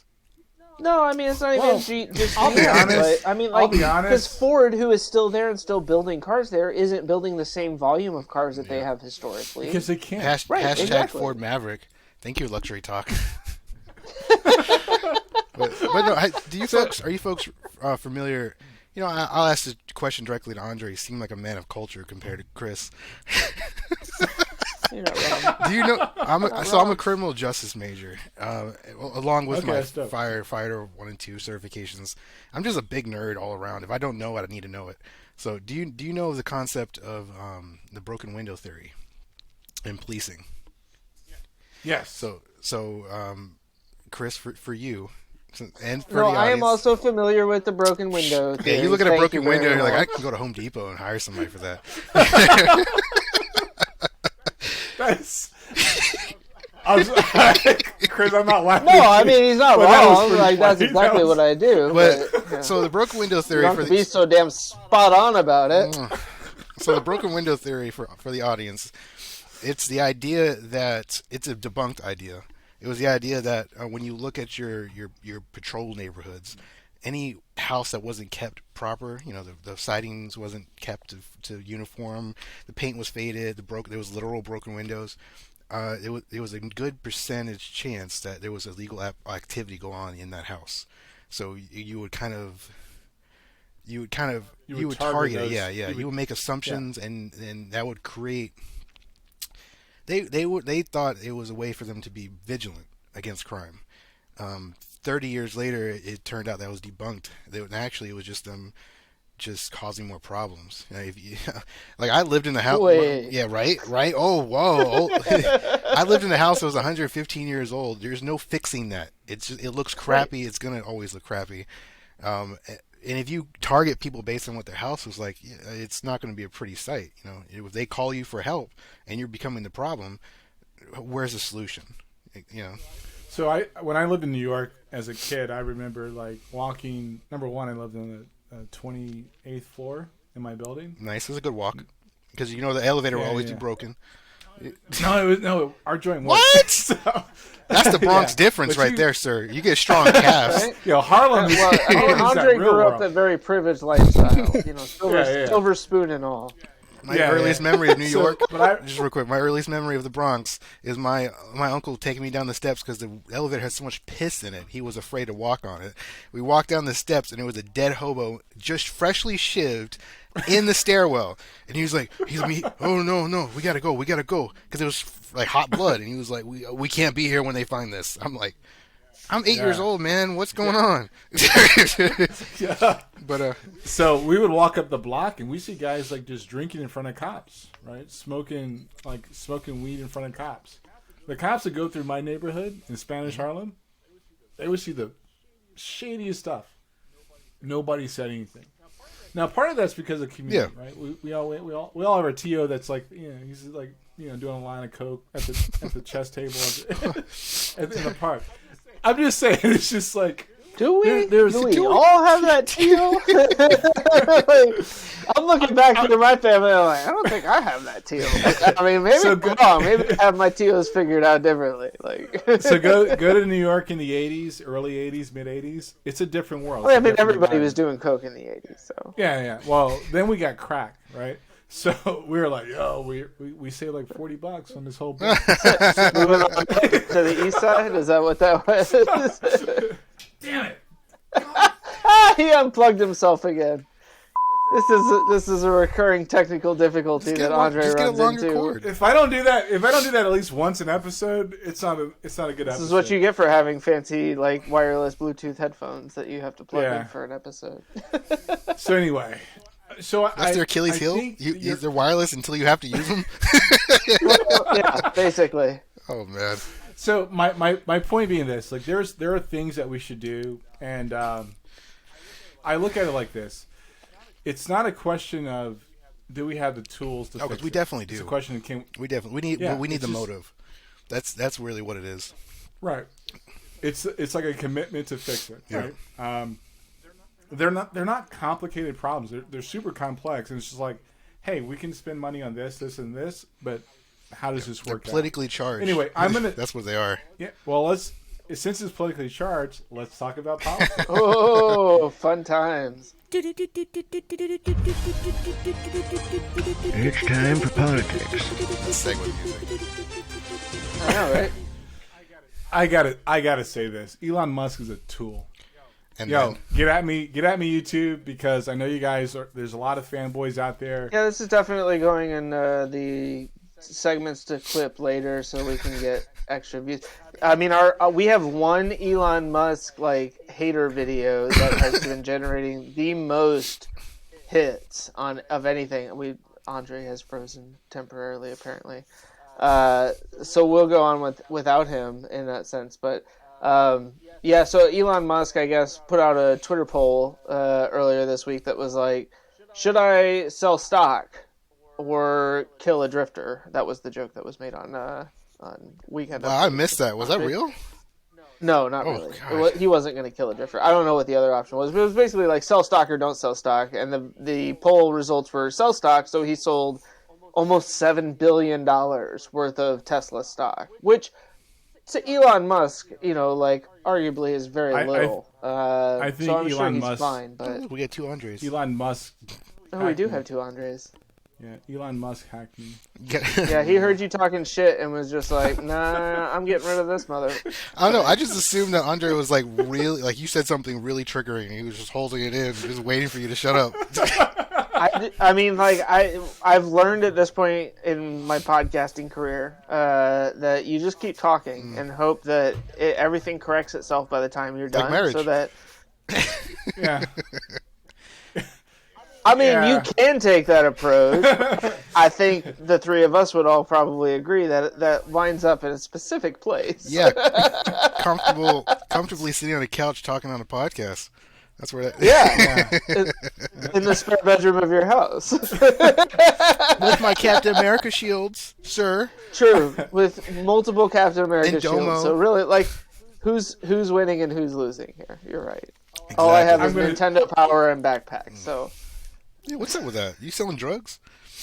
No, I sell backpacks. When I see backpacks, I think people selling drugs. I'm like, you're not at school. I sell the little plastic pieces like this one right here.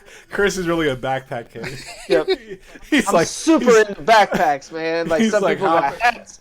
I collect backpacks. He's hopping on the Wilmington subway, going uptown and going downtown. Get that. There's no Wilmington subway. I know, that's what I'm saying. But anyway, Elon Musk. Transportation at the beach. He's a piece of shit.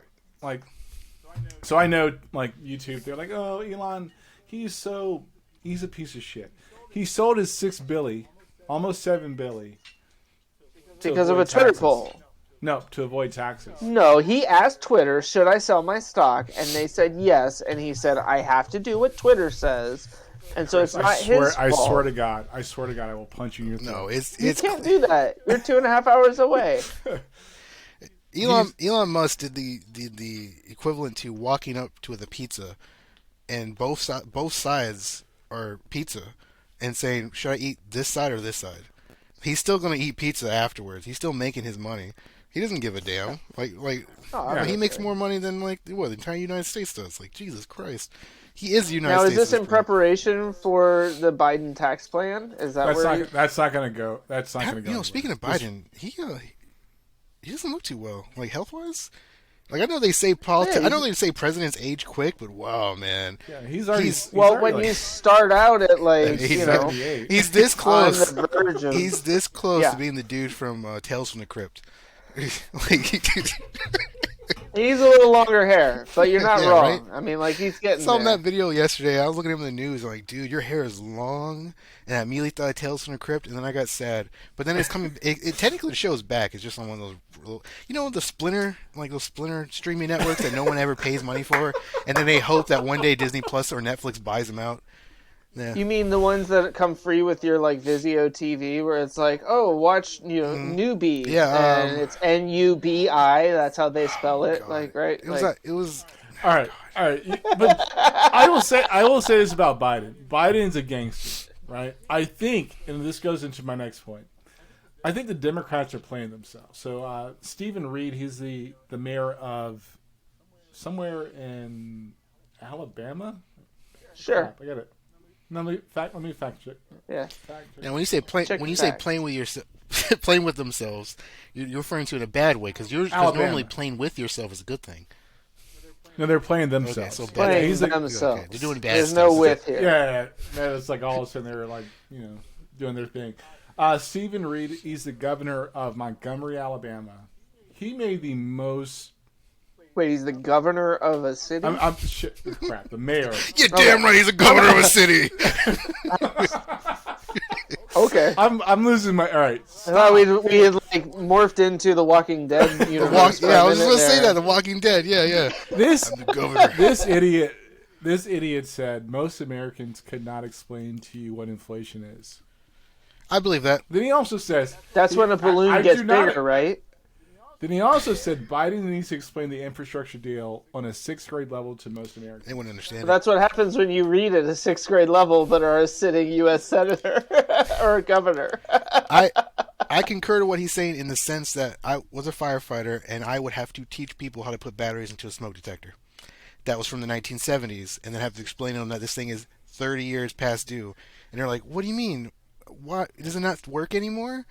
No, the filaments are corroded beyond recognition. That's why. So you're saying that most Americans could not explain, they wouldn't understand what inflation is? I would say a lot of them, more than you would expect, would not understand. So what's the range of most things? A lot of them and most, well, like, where's well, most I don't know all Americans, but I can. You're speaking to two of them.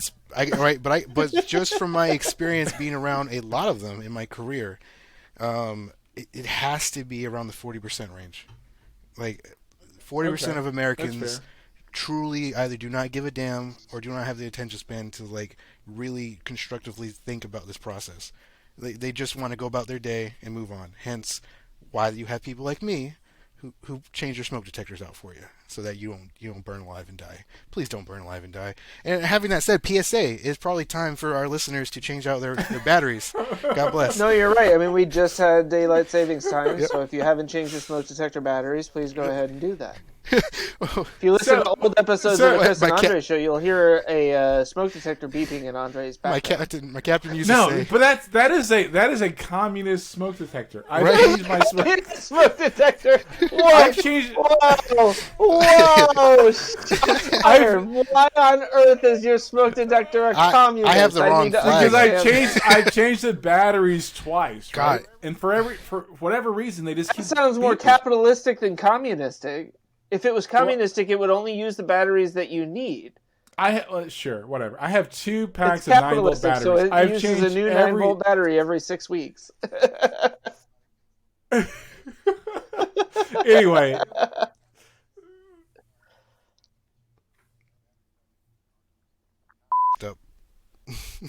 Yeah. Well, that's fair. That's fair. But I really back to my original point. Yeah. I think the Democrats they're playing themselves into a corner with the we know better than you, let us decide for you type of like messaging. I mean, I agree. That's dangerous. They are excellent at getting the popular vote, pushing that momentum to get their seats, and then just not doing anything with it. And that's not like I'm not mad at them for that. I want more Democrats in positions of power, but I also want quality Democrats who actually push through their agendas and not just sit on that. Well, I think because I know you've listened to a few episodes in the past, and so like one of the big things one of the big issues that I think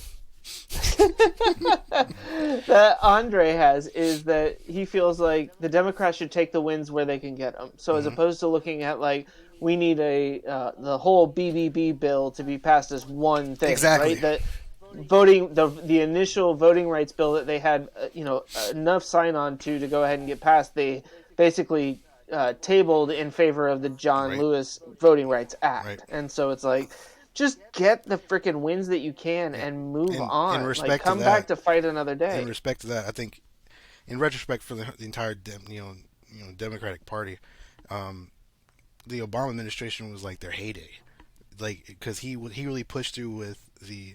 I'm not gonna say he was like Abraham Lincoln level of like compromiser, but he had the big picture. Like I need to get this through regardless of how unpopular it is now, just to get it through, and we can build on that. And I think after that has been said and done, this new generation of Democrats, which is funny to say that because they're still the old generation. They're still same old people. Yeah, exactly. They're just their new strategy is let's get us in power and then let's not move forward until all of us here.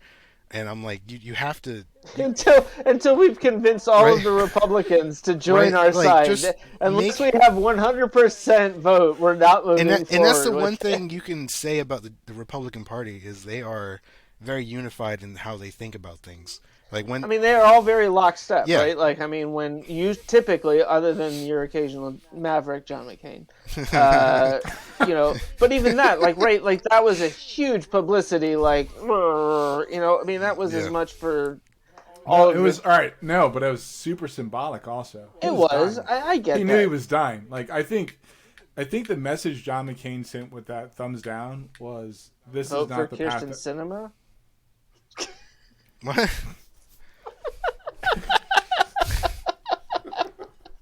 All right, F you for that. So that's.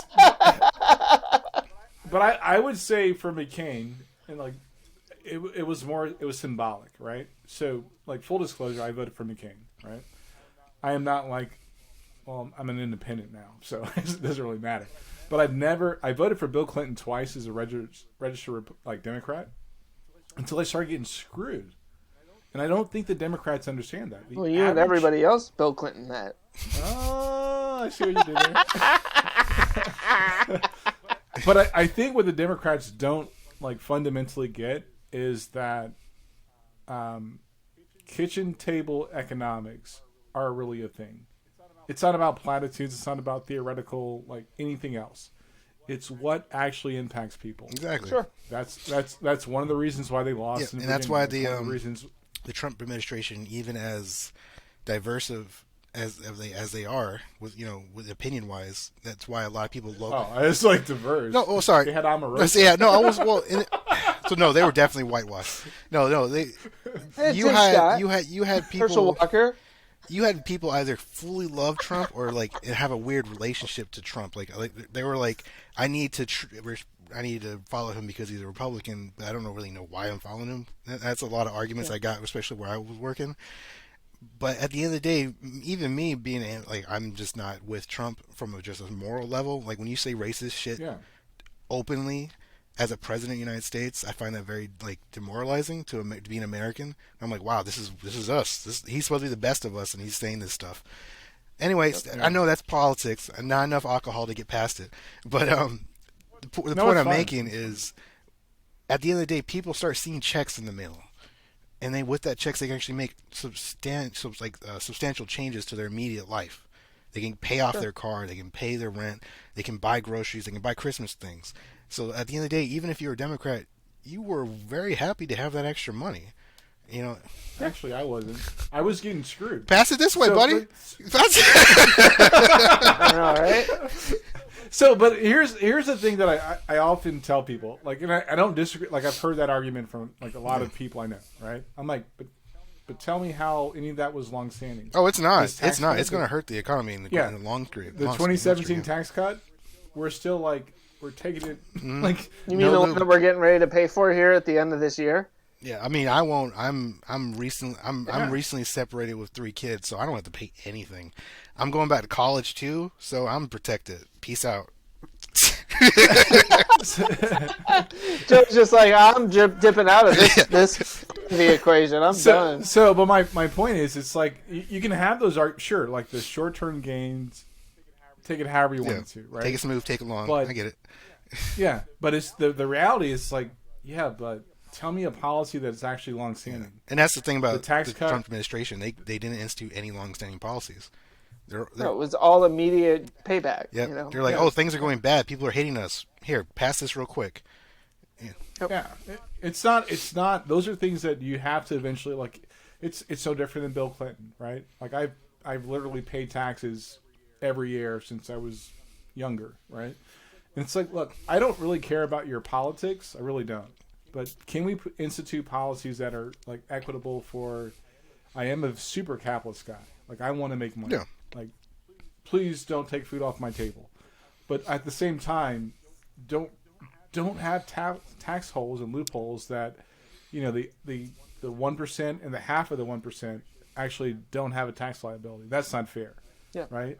And I'm okay with saying like, look, I want you to get your paper, but don't have all these little rules where like Billy over here that's making like $2 billion a year is like you're giving him money back. Come on. Yeah. That's wrong. Yeah, the system we live in currently is on the top end you're making money, on the bottom end you're making money, and if you're in the middle you're getting shafted both ways.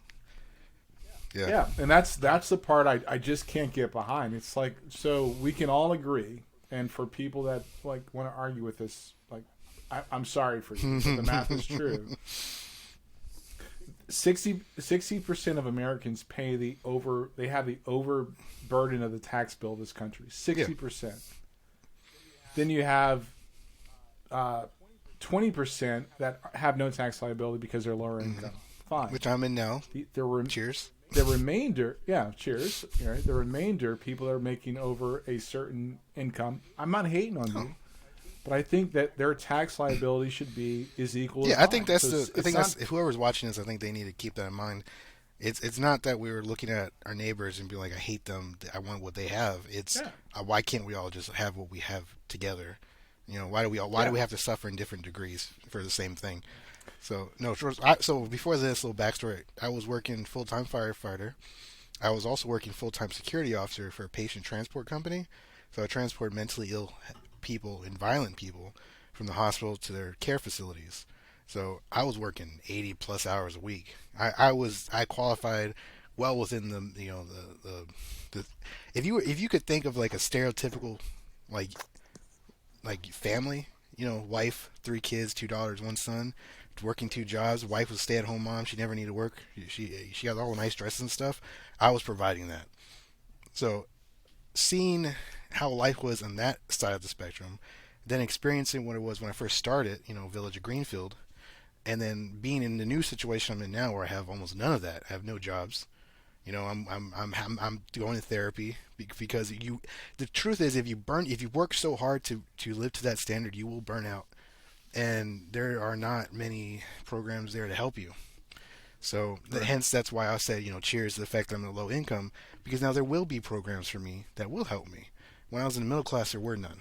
And when so and that's weird. Because no, but that's exactly where it is. Like I know I'm kind of jumping into this conversation halfway through, but it's where there are policies in place, not even just at the governmental level, but like at a healthcare level, at hospitals, even church level. You make a certain amount under, and it's like there's no liability for any of your bills. Mm-hmm. I mean, I went through that when my daughter was born, where it was like, with the insurance, my insurance company tried to argue that I owed them more money than what the hospital had sent me a bill for, because that's how insurance works. Which I then had to explain to the person how insurance works. That's an oxymoron. The person who worked for the insurance company. Doesn't work. Well, that's also a very good point. But then ultimately, we ended up with zero liability because we qualified for the hospital's, zero payment benefit, basically. We applied for that without insurance, and they were like, oh, okay, cool, don't worry about it, you're good. And you're still the same person every day. But yeah. Exactly. So the argument can always be said that it's not a political party preference. It's about the policies. Are they fair for everybody? Yeah. And I don't think we can ever have that conversation in an honest and transparent way, because there are way too many variables at sway. Yeah, it's loaded. It's a conversation you live with. And when you share your actual personal experience, I mean, it's not like you try to share your own personal experience, but it is so personal to you, it hurts, and it's hard to hear other people say anything different from you. No, I completely agree on you with that. It's a difficult conversation to have, and there's always going to be a percentage of bias to it. I mean, that's the nature of American politics. But there's nothing wrong with bias, though. That's the reality. Yeah. If you're being honest with yourself and the people around you, there's nothing wrong with bias.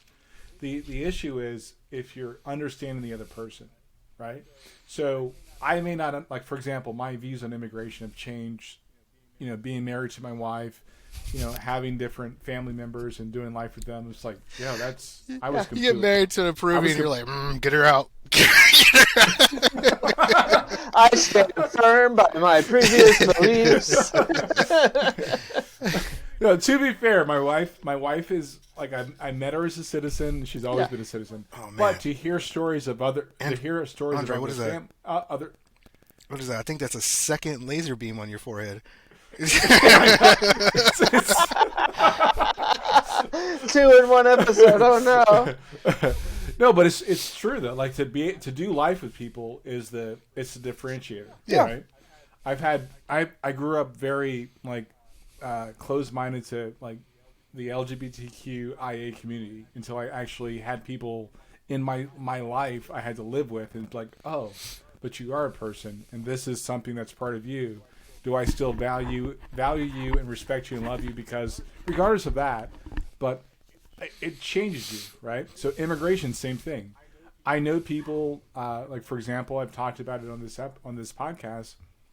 One of our actually two of our sons friends were illegal immigrants, but they came to our house. They ate meals with us. They spent the night at our house, and I'm like, oh, but I would have never guessed that they're they were African illegal immigrants. And I'll add into that because a lot of times people assume that illegal immigrants are all Mexican, and that's not true. That's far from the truth. And a lot of times you'll find that illegal immigrants live to the American dream to a higher standard than actual. To a fault. Actually, yes. They play the rules so hard that they actually hurt themselves. No, it's your belief system. If you are an intelligent person, and I know there's not a lot of them, but if you are an intelligent person, you come to a realization that your viewpoints, your religious viewpoints, political viewpoints, are on a spectrum that fluctuate depending on how your life is and what you experience. And I think Andre, you are a perfect example of that. It's not an easy thing to admit that you weren't 100% on board with LGBTQT. It keeps going at this point. Yeah, right. I can't even keep up. But it's not. It's especially in this environment, especially doing a podcast. It's difficult and it's risky to say that. But that's the truth of it. Not everyone has that life experience, and they don't understand it until they're put in the situation to have to understand it. And I think more people need to think about that in life, especially. Do life. I mean, look at us. We're two men of color, and we're having a podcast with like the pastiest white guy I've ever met in my life.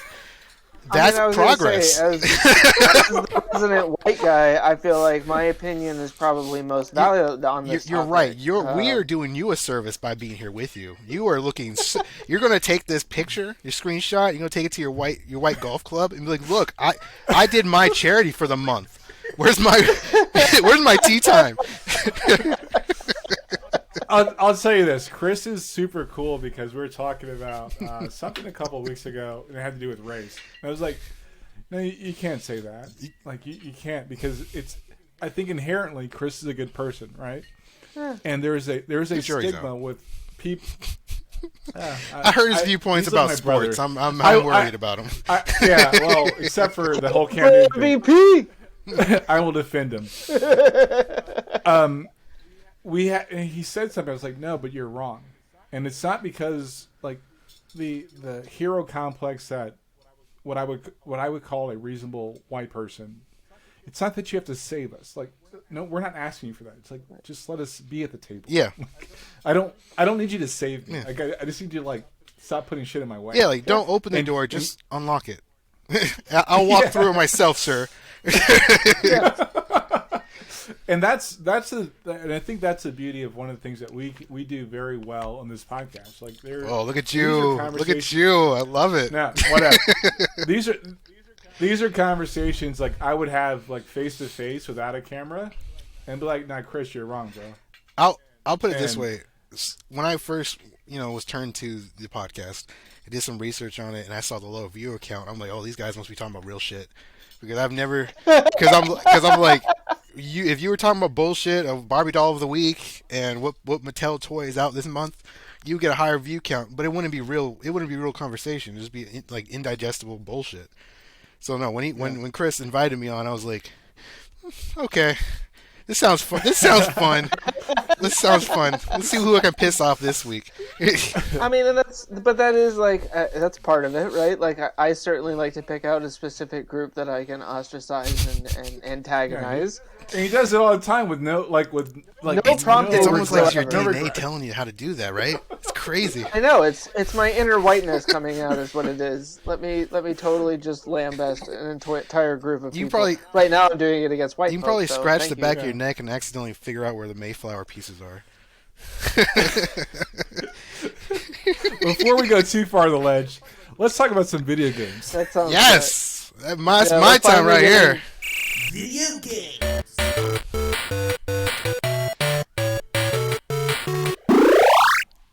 I swear I spent a lot of time on these topic intros. I want everybody to know that.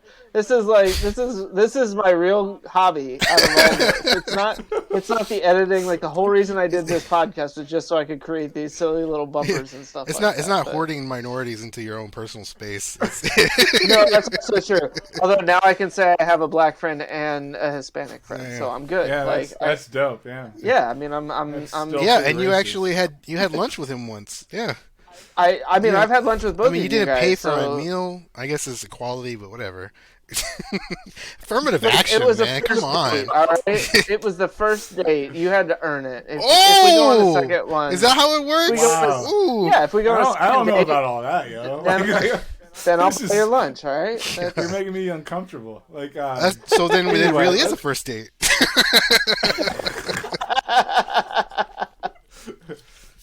But video games. All right, so Joe, yeah, so you had a couple of video games that you asked me to add to the list. Neither of okay, so the first one I have no info, so I'm going to need some background on Call of Duty Vanguard. What is the latest and So greatest? Call on of Duty this one? Vanguard is the little sleeper game that people forgot about.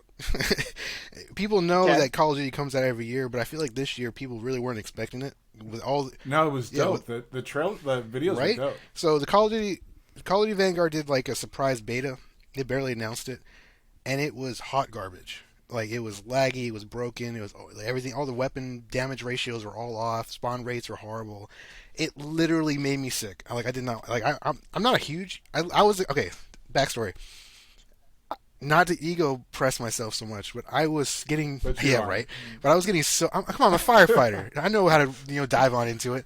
But I was getting so good at Call of Duty. I was like, there's no challenge anymore. It's just the same arcade shooter every year. I'm out. So I took a 6-year break. Vanguard is the one that got me back into it. Not because it's better than any of the previous Call of Duties, because by God knows it isn't. It has made some concessions for arcade campiness that some diehard Call of Duty players hate. And in comparison to Modern Warfare 2 Remake, it is similar in arcade feel, but also more grounded in reality, like the newer iterations of it. So the weapons hit more realistic, they sound better, the audio design is better. They brought back gore. Thank God. Like, since World at War, I miss that. Like, I love seeing body parts fly all over the screen. And then they one-upped it. You can get shot in the head and your head explodes. And it was just, like, I love. Okay, take this from a guy who's literally accidentally stepped through the chest cavity of an old lady during a structure fire. That's a story. I'll tell you about it one day. I've heard this story. Yeah. Seeing my character's head get his head explode like a watermelon was just riveting. I was like, I'm in for this. Let's do it again. And so the beta sucked. The game came out. My father was like, you're going through a separation right now. You want me to buy you a video game? I was like, yeah, man. You're like, yeah, that sounds good, man. Yeah, Dad. Can you buy this one? It's $80. And he's like, okay. Shit, my dad didn't even call me. Bro. I had to call him and be like, yo, I moved back to Raleigh. He was like clueless. Hey, man, it's not much of a flex because my father didn't talk to me. I've been married for 8 years. He didn't talk to me. As soon as I told him I was getting married, stopped talking to me. As soon as I told him I'm getting divorced, hey, how you doing? Well, how you been doing? So I was like, yeah, buy me a video game. But Vanguard, back to video games, they have made some substantial improvements in playability. And it is more playable than the other. It brought an old soul like me back into the mix. So like it's in my top 3 right now, and but it has its problems. I have so much so that I actually made a little list. You guys got time for it? Oh, yeah, absolutely.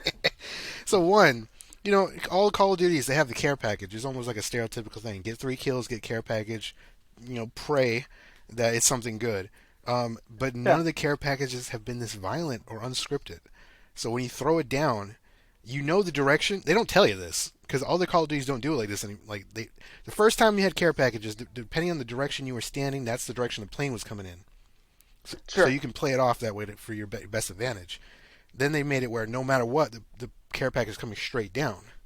Well, they backfired on all that. Now they give you the worst of both. The care package is going to fall in the direction wherever you're standing, but it's going to keep going. It's going to bounce. So it has no weight. Right? It has no weight to it. So it'll fall down and it'll just bounce over things until it falls off the map. And it frustrates me so much. Like I have to go into a corner, stand in a corner, throw it straight down, and just hope it doesn't kill me. Because it will kill. So that it doesn't. Because that's the used thing. to drive me nuts. 'Cause that's the though. thing. Like I used to sit there and call for the care package, and then it would land out of bounds. Right, you know how you know for a while there they were very gentle with it. It would get a nice parachute, and you could shoot the parachute, and it'll drop down quicker. There's no parachute down there. This is some asshole on the back of a plane throwing it out. Like take it. Just chucking And the first time I didn't know that, and I looked up, and I'm like, what the hell is it? Bam! Right out, it just took me right off the damn map. And you know, and a lot of these maps are more, I guess, realistically designed, so there's no artificial borders to stop you from going off of them.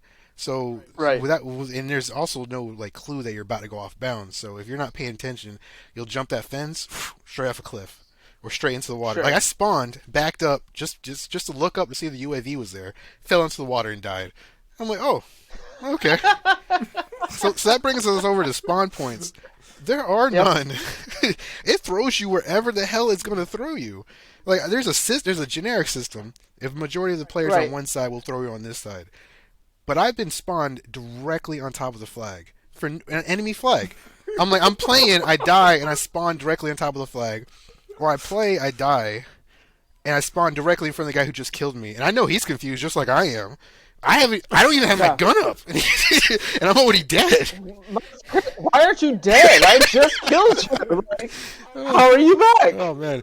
But the worst part of it is you'll spawn, and if you walk 2 feet away from your spawn, enemies spawn right behind you. So if a majority of your crew runs ahead of you, you might as well turn around because they're already behind you. I've gotten some wonder. Once I realized that was a thing, I just got the light machine gun and I just turn around every time I spawn. It backed up a couple feet, 3 or 4 guys spawn on top of each other like Easter eggs and just light them up. It was great.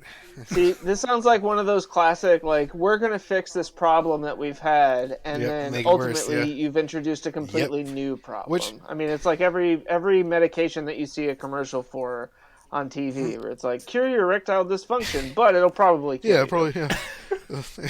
Speaking from a guy who's on might give you cancer. Speaking from a guy who's on 4 different medications right now, sir, that was still too close for home. I appreciate some warning before that. But trigger warning, right? Retroactive. But no, it's it's and then they brought back some World of War maps, which are greatly appreciated. The graphic updates, and then it's kind of they've been weathered a little bit more to look like somebody's been fighting them for a couple of months, which is nice. It kind of a legacy look to them. All of that can be thrown out the window. All that good intentions thrown out the window when a guy spawns in, and you see him spawn on the other side of the map. Like start of the match, boom, everyone spawns. Oh, everyone sees each other. Everyone shoots each other. Everyone's dead. And then next thing you know, everyone's spawning all over each other like some type of Whataburger sandwich. like just keep things separate. Give me my battle lines.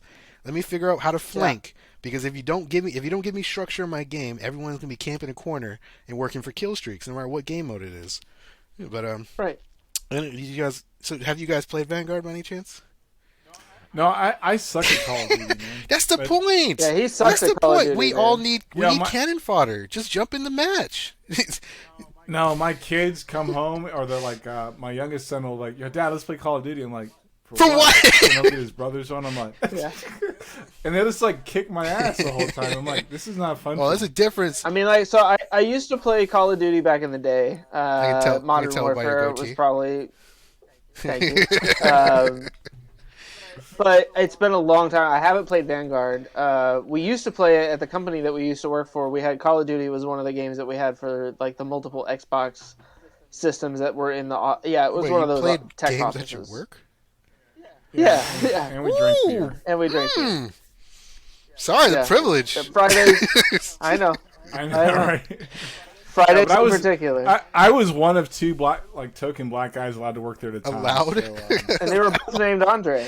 Oh man. Yeah, and they couldn't get it right. They hired like another guy with my name. Yeah, so we had to refer to this one, the other one, as low sodium Andre, because this one's so salty all the time. Oh, nice.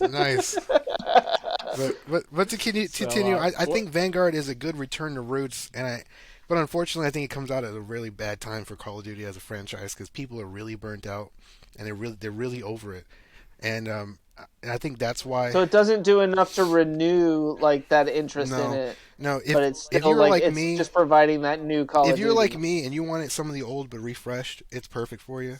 But if you wanted more of what the last game had, you're not getting it. And it backpedaled quite a bit on that. And but I think that gives games like Halo Infinite an advantage right now, because Halo Infinite, there hasn't been a good Halo game in a while. You know, I'll pin myself to a cross and say, you know, it hasn't been good since ODST. And I already know somebody who would type normally in the comment section is going ahead and just skipping to the point and throwing their laptop out the window. Because I have not met many people who actually like ODST. But yeah, ODST was not one of my favorites, but I mean, I understand. Like, that was the one. Didn't Nathan Fillion do a voice for ODST? Wasn't he one of the homeboy from Castle, from Firefly? That sexy son of a bitch. Love him. Also, see, that's my pop culture references coming back. He's in. also in Big Mouth, the Netflix show. If anyone wants to catch I it. just pulled. He's also in the new Suicide Squad movie. Yep. All right, two things I like. Suicide Squad suck. And I just actually took a Big Head off my Netflix list. Yeah, the Suicide Mulligan. Big Mouth, you mean? Yeah, Big Mouth. Yeah, I just removed that. So wait, you removed it because of Nathan Fillion? No, because of the show. The show just went to Big shit. Mouth is not Andre's style. Oh no! I was on season 5, episode 6. Okay. Spoiler alert! Never mind. Spoiler alert! I haven't started watching season 5. So I was just like, just do the Gladiator, okay, yay or nay? Nay. Like, I was literally on season 5. And I was Are you just not like, entertained? No, I was good. So anyway, I played Halo a long time ago when it first came out, but it was never one of my. I'll be honest. Madden, 2K, FIFA, Gran Turismo. What's the Xbox racing joint? Forza. Yeah, Forza. Yeah. Oh my God, Forza. I love me some Forza. I still play Forza 7, the one that came with my Xbox. I'm gonna trigger somebody right here. FIFA and MLB. Forza from Xbox original that's all it is. It's the same Forza with better graphics. Yeah, of that's course. fair. That's how you do a game series right. But how is Back for Blood? I hear that's pretty dope. All right, so Joe and I both played Back for Blood. We played like a month ago. And we I made think the we played rookie online. mistake of starting on the normal difficulty, thinking we were big boys and we had big panties on. Yeah. No, Yeah. you need a crew And of what 4. I ended up doing was apparently Oh my God. Yeah, send you were Grumpy Pants. Oh, I love that guy. Joe body checked him off of a ledge, so then the guy had to hold on. Yeah. I just got body checked off the ledge. Could you not do that again? Yeah, I'm not. Would this asshole just get off the fucking line? I was after that round, we had nobody. I literally playing told the with. guy, I was like, if you have a problem, just leave the game. Yeah. I wanted you to die. Very shortly there. I'm the old school Halo player that if you were just being an asshole on my team, I would run you over with a Warthog. I know I get two betrayals before I get booted, and then my friends will start betraying you. And you get No, but it was great because we logged in and Joe and I are sitting there chatting beforehand, and then I'm like, "Are we on party chat or are we on the live chat?" And nobody says anything, and then 3 minutes later, the guy's like, "I'm just gonna let you know you're on the live." So that's chat. the thing. And I'm like, so okay, thanks. I guess because with party chat being a thing, people are less inclined to talk in game chat, and then the people who do talk in game chat are just trolls. They're just there to slander like crazy. So, Back 4 Blood is the first time I've seen a game in a while. Actually, since I think Tom Clancy made that top-down strategy game. I can't remember the name of it. It was voice controlled. It was better than what you thought, but not as good as what it thought. But so we were just in a party chat. We're just going to talk to each other. We're pre-first date material. We're trying to feel each other out. And then we're just talking, and then I realize we're in the game. I look at the bottom left. I'm like, it's broadcasting in the game. What the hell's going on here? But yeah, everybody's hearing our very intimate conversation. Right. They installed a program that forces you out of your party chat into the game chat. But if you go to your party chat, it doesn't show that you're out of it.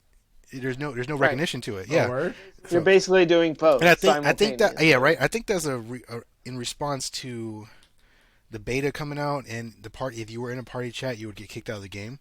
It was that broken. I think instead of fixing the problem, they're like, no, we're just going to toggle it to this side. We're just gonna bypass So it, I yeah. feel sorry for all of the horrible couples that decided to get their sexual fantasy on through their party chat, now broadcast to their entire game. So I mean, if that's how you get your jollies off, Hey, like baby. you probably need a little bit But more. as help, for the but- review of the game, it is a huge upgrade from Left 4 Dead. Let's be honest, that's all it is.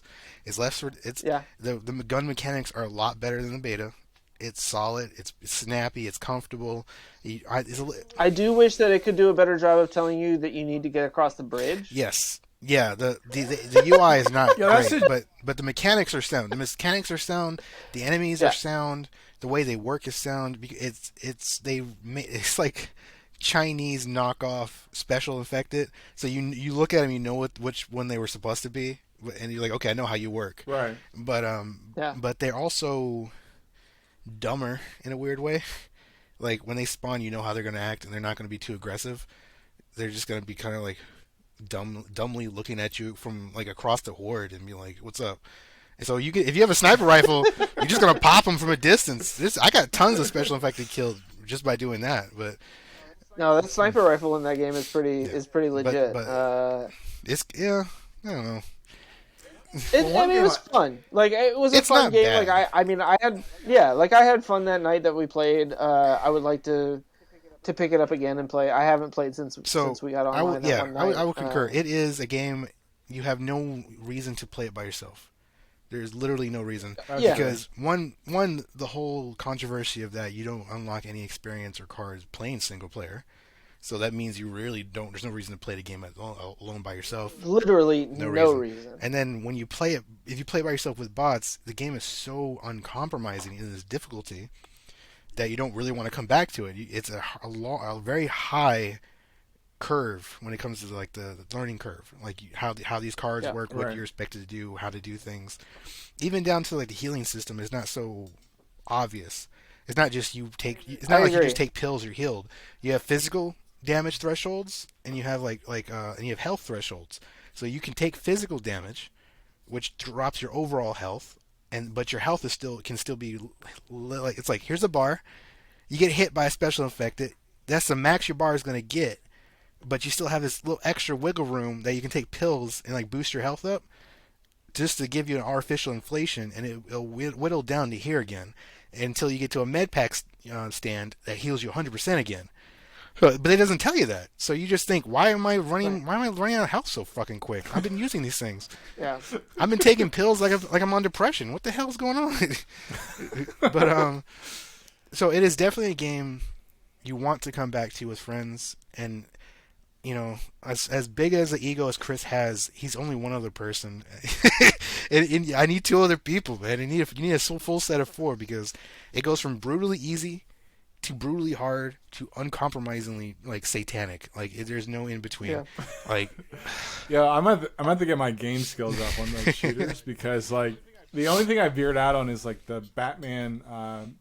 Like The the Arkham Arkham Asylum? Asylum stuff. Yeah. I'll play Those are games great, like man. that. they still Yeah, are. like, God. That The yeah, definitive it's just been edition with the forever since graphic I played updates? them, but Yeah, and then I play the Avengers every now and then, but I How do you do typically that? How do you do that? because I get so mad when I'm playing because it's like I don't know where this story is going, and it doesn't make any sense. I like the idea. So I used to play Ultimate Alliance quite a bit. And I used to play US Agent because I liked how your characters get different costumes, but by giving them a different costumes, Right. you also turn them into different characters. It's like kind of like a secret catch-20, like a little catch-22. It's like the studio will be like, we can only have 22 characters. You're like, okay, cool. We have 13 costumes per character, right? Yeah. Okay, each one of those costumes comes with a different voice pack, and so I was playing US Agent like back then, and I loved it, and so I'm seeing Avengers come out, and I'm like, God, yes, I want to throw some shields. For some reason, I like shields, and I and know, that right? game gave it to me. Like it was very enjoyable throwing shields, but I did not want to hear the voice of their Captain America, and I didn't want to see his face because even though Ubisoft, or I forgot who is Ubisoft, Square Enix, even though they wanted you to forget, these actors have done such a perfect job of portraying their versions of the characters that you cannot see That's Marvel's. That is Marvel's downside. Yep. It's a double-edged sword, Yeah. right? Like on one hand, you have these actors who have so wonderfully encapsulated the characters themselves, but at the same time, like they've created these characters that are indistinguishable from the actors themselves. Yeah, it's like so it's like usually got Tim Burton's Batman, right? Everyone loves that Batman.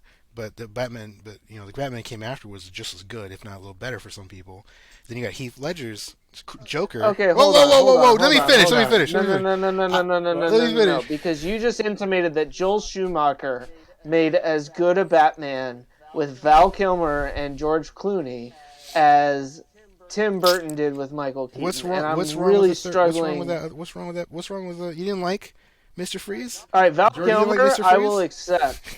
George Clooney gets to a point where I'm really struggling. Damn. Like, George Clooney was a perfect Bruce Wayne, a terrible. Batman. Well, I agree with that. Stop. I agree with that. Yeah, he was a better Bruce Wayne. Val Kilmer just should have never happened. My point being is you have good actors in good situations that produce good acts, performances. Then you have great actors in great situations like Heath Ledger's Joker, phenomenal. Yeah, that's a one-off. That is a one-off. And then you have situations like Robert Downey Jr.'s Iron Man. He's in a different level of reputation now. But you know who's right up there with him? In my personal opinion. I swear to God. No, not my ego. Andre, who do you think I'm going to say? Because you seemed really upset, like I was going somewhere that... Is it the sports relation? No, it's not sports related. I thought you were this is not NC State related. I thought you were going to say Phillip Rivers. This has nothing to do with Phillip Rivers or NC State. No, I was going to say Ryan Reynolds in Deadpool. I agree. Yeah. Right? Like, there's a certain actor, role I told you this. Hugh Jackman and Wolverine, I take my glasses right? off Like, for this. Chris, I told you this. I'm pretty sure I told you. If I didn't, I should have, and I apologize. But our little lunch bro date, and I was like, you can go to Facebook right now and type in "not my Deadpool" or "not my Domino," and you can see I was one of the only people who ever post that about about race flopping established characters. I'm also one of the first people oh my god, speaking of 2003, when I was like, man, who would be really good for Deadpool? Ryan Reynolds. And he just came off that movie, Waiting, I think it was. And people, I got thousands of downvotes, dude. People were shitting on me. I was getting messages all on my YouTube page. What are you talking about? Ryan Reynolds would be crap. What? And I was literally the role that he was born to play. I just came off of the Deadpool Return to Form comic that came out that same year during the Secret Invasion, and it blew me away. I'm like, dude, his entire comedy just screams Ryan Reynolds, and then so you imagine me here, freshly married, sitting there playing Xbox, and then my wife looks over me, hey, they're making a Deadpool movie. I'm like, yeah, I know. Yeah, the video that came up on YouTube, people went crazy about it. Yeah, you know who's gonna act it? Who? She's like, Ryan Reynolds. I'm like, I'm both happy. I'm very happy, but I'm like, thousands of people just dumped on me, man. I'm like, I want to find you guys, and I want to take the batteries out of your smoke detectors. That's like vindication. It all comes back around to your smoke detector. Yeah, of course. But you're right. Marvel's they've done a very good job. I will say this, and then we're gonna wrap it up because we'll talk. I'm hungry. And I'm out of beer. Oh my god. Oh, okay. That's more acceptable than yeah.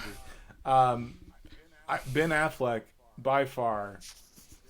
Roll your eyes. The best all around Batman and Bruce Wayne. Why don't I have a? Oh wait. No, God, please, no. Christian Bale, dope. But he was a crappy Bruce Wayne. Yeah, I agree with that. But I think Ben Affleck, 100%. I gotta say, he's by far casted both roles. I would say Ben My Affleck, in opinion. respect to the overall performance, giving both the Bruce Wayne persona and the Batman persona a fair and entertaining personality. Yes.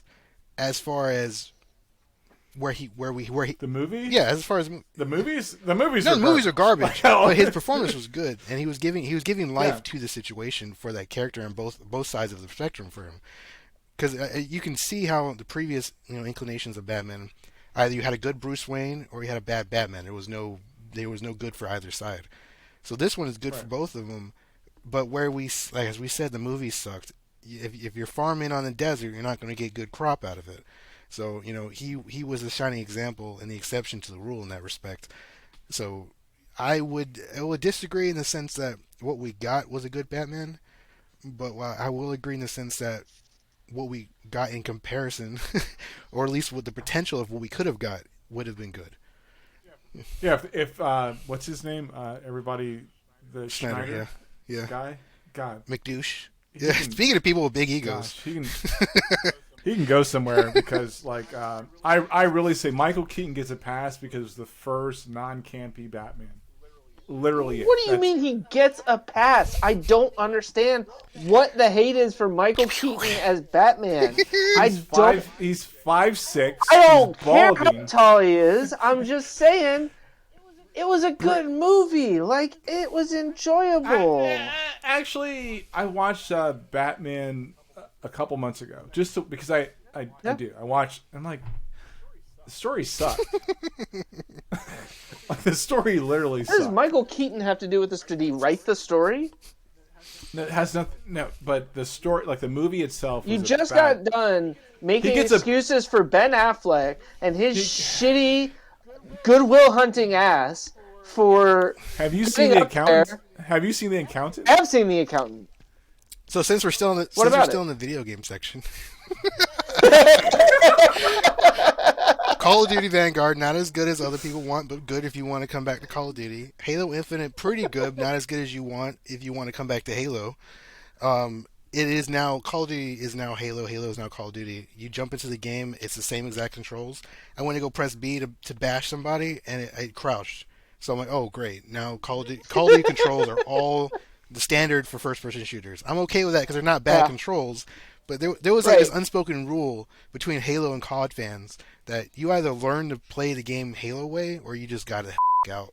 like there was no compromises. You can't. Trying to switch between the two of them is essentially No, impossible. you had to relearn. Like, you had to pick one or the other to be your base. I used to trick my brain. I would have two different size controllers. One was a smaller one for Call of Duty so I can I can move the joysticks quicker, faster reaction. And then when I went to Halo, I would have a larger normal size controller, so that my brain would register. Okay, now you're doing something different. Like that was my switch to it because I played so many games. Like the motor reflex was so like hardcore. So, of the three games you listed, are they all a buy, or are they just like sitting on the shelf? So Halo, I feel, is going to be a buy just because of the campaign alone. It's a very ambitious story. If they just get their ass together and put co-op campaign in there faster, it would be a definite buy. Because if it's a sandbox style game, you want a friend to do that. You don't want to be alone. Halo is a co-op game through and through. I will die on that hill. I will go ahead and bury my own grave for me to die on that hill. They've done co-op campaign mode before in Halo too, right? The only So people it's who not didn't like have that's something co-op new. were PC players, and this is not the standard PC players. Go back. Yeah, I'm sorry. Do you play on a PC? Then stop listening to our podcast right now. No, I'm just kidding. Please listen. I'm not. subscribe, No, we're not comment. opening that back. But Halo Like- Infinite That's not is a our buy. It's a definite buy when they get. Unfortunately, because the way we live in the world now, you don't get a full game anymore. You get pieces of it at a time. Right. It's going to come into its own, and then it'll be a definite buy. Vanguard is the best it's going to be right now. It's only going to get worse because Call of Duty that's how Call of Duty does. It's really good at the beginning, And then and it it gets worse and worse and worse from and there. worse. So get it right now, especially if it's on sale. Get in there before people just become Snipe Town noobs. Because right now everyone's SMG running around is great. It's perfect time. But as soon as people start realizing, ooh, I can snipe you across the map again, the game's over. And then Back for Blood, it is I would say only get it if you have friends. and wait for it to get on. And Game Wait, Pass. yeah, right. Wait for it. Wait. Oh, you know, that's a good point. Don't even buy it. Just get Game Pass. I've got Play Game it for Pass. free. Okay. Jack off to it and throw it away like an old rag. Skip the use jacking off it the and part. lose it, fellas. It's not worth thinking about. So yeah, if it's Mary, was it Mary Kiss Kill? You marry him Infinite, you kiss Call of Duty, you kill Back for Blood. Like Okay. That makes sense. I like All right. that. So we are super glad everybody joined us today, Joe. I'm glad to meet you, dude. Next time I'm down, I'm that way, I'm definitely gonna surprised hang that I didn't get booted. Fair game to you guys. GG. Hell no, man. We don't boot people from our podcast There's always a unless first. you're listening and we don't appreciate what you're PC saying. players, yeah. Yeah, PC players, get the out.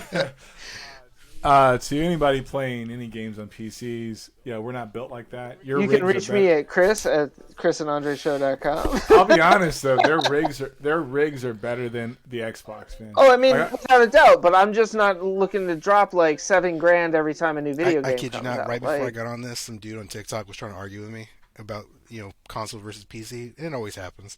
He was like, "Which one do you prefer, PC or console?" I'm like, "Console because of reliability and the convenience." They're like, "Oh, what do you mean? When the game you have to refresh it and clear the cache?"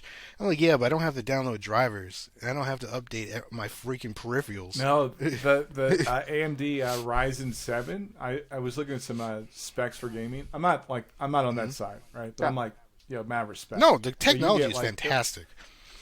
but you see, get, like, that's the whole 6, thing is 7 that years. I feel like ultimately with PC, what I'm competing against when I'm playing online Hardware. is your computer, right? Mm-hmm. Is your Yeah. computer better than mine? And if I'm on a console, I understand like, okay, unless I have a really awful internet connection, we're on equal playing grounds I will, here. I This will isn't add about a quick exception to the rule there just before we leave, before you guys drop me like a bad date.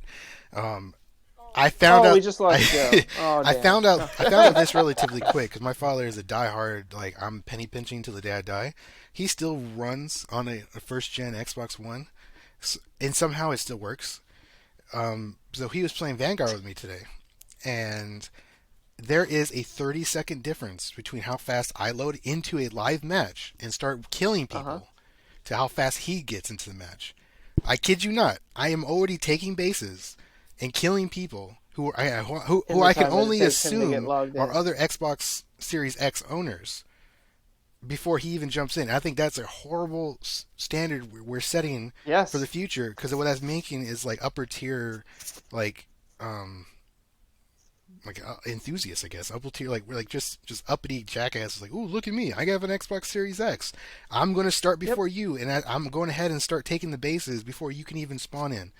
So I think that's a problem. I don't think many people are talking about it. I don't think anyone's talking about it. But looking at it as I have today, I'm like, that's going to create a really bad precedent for competitive gaming.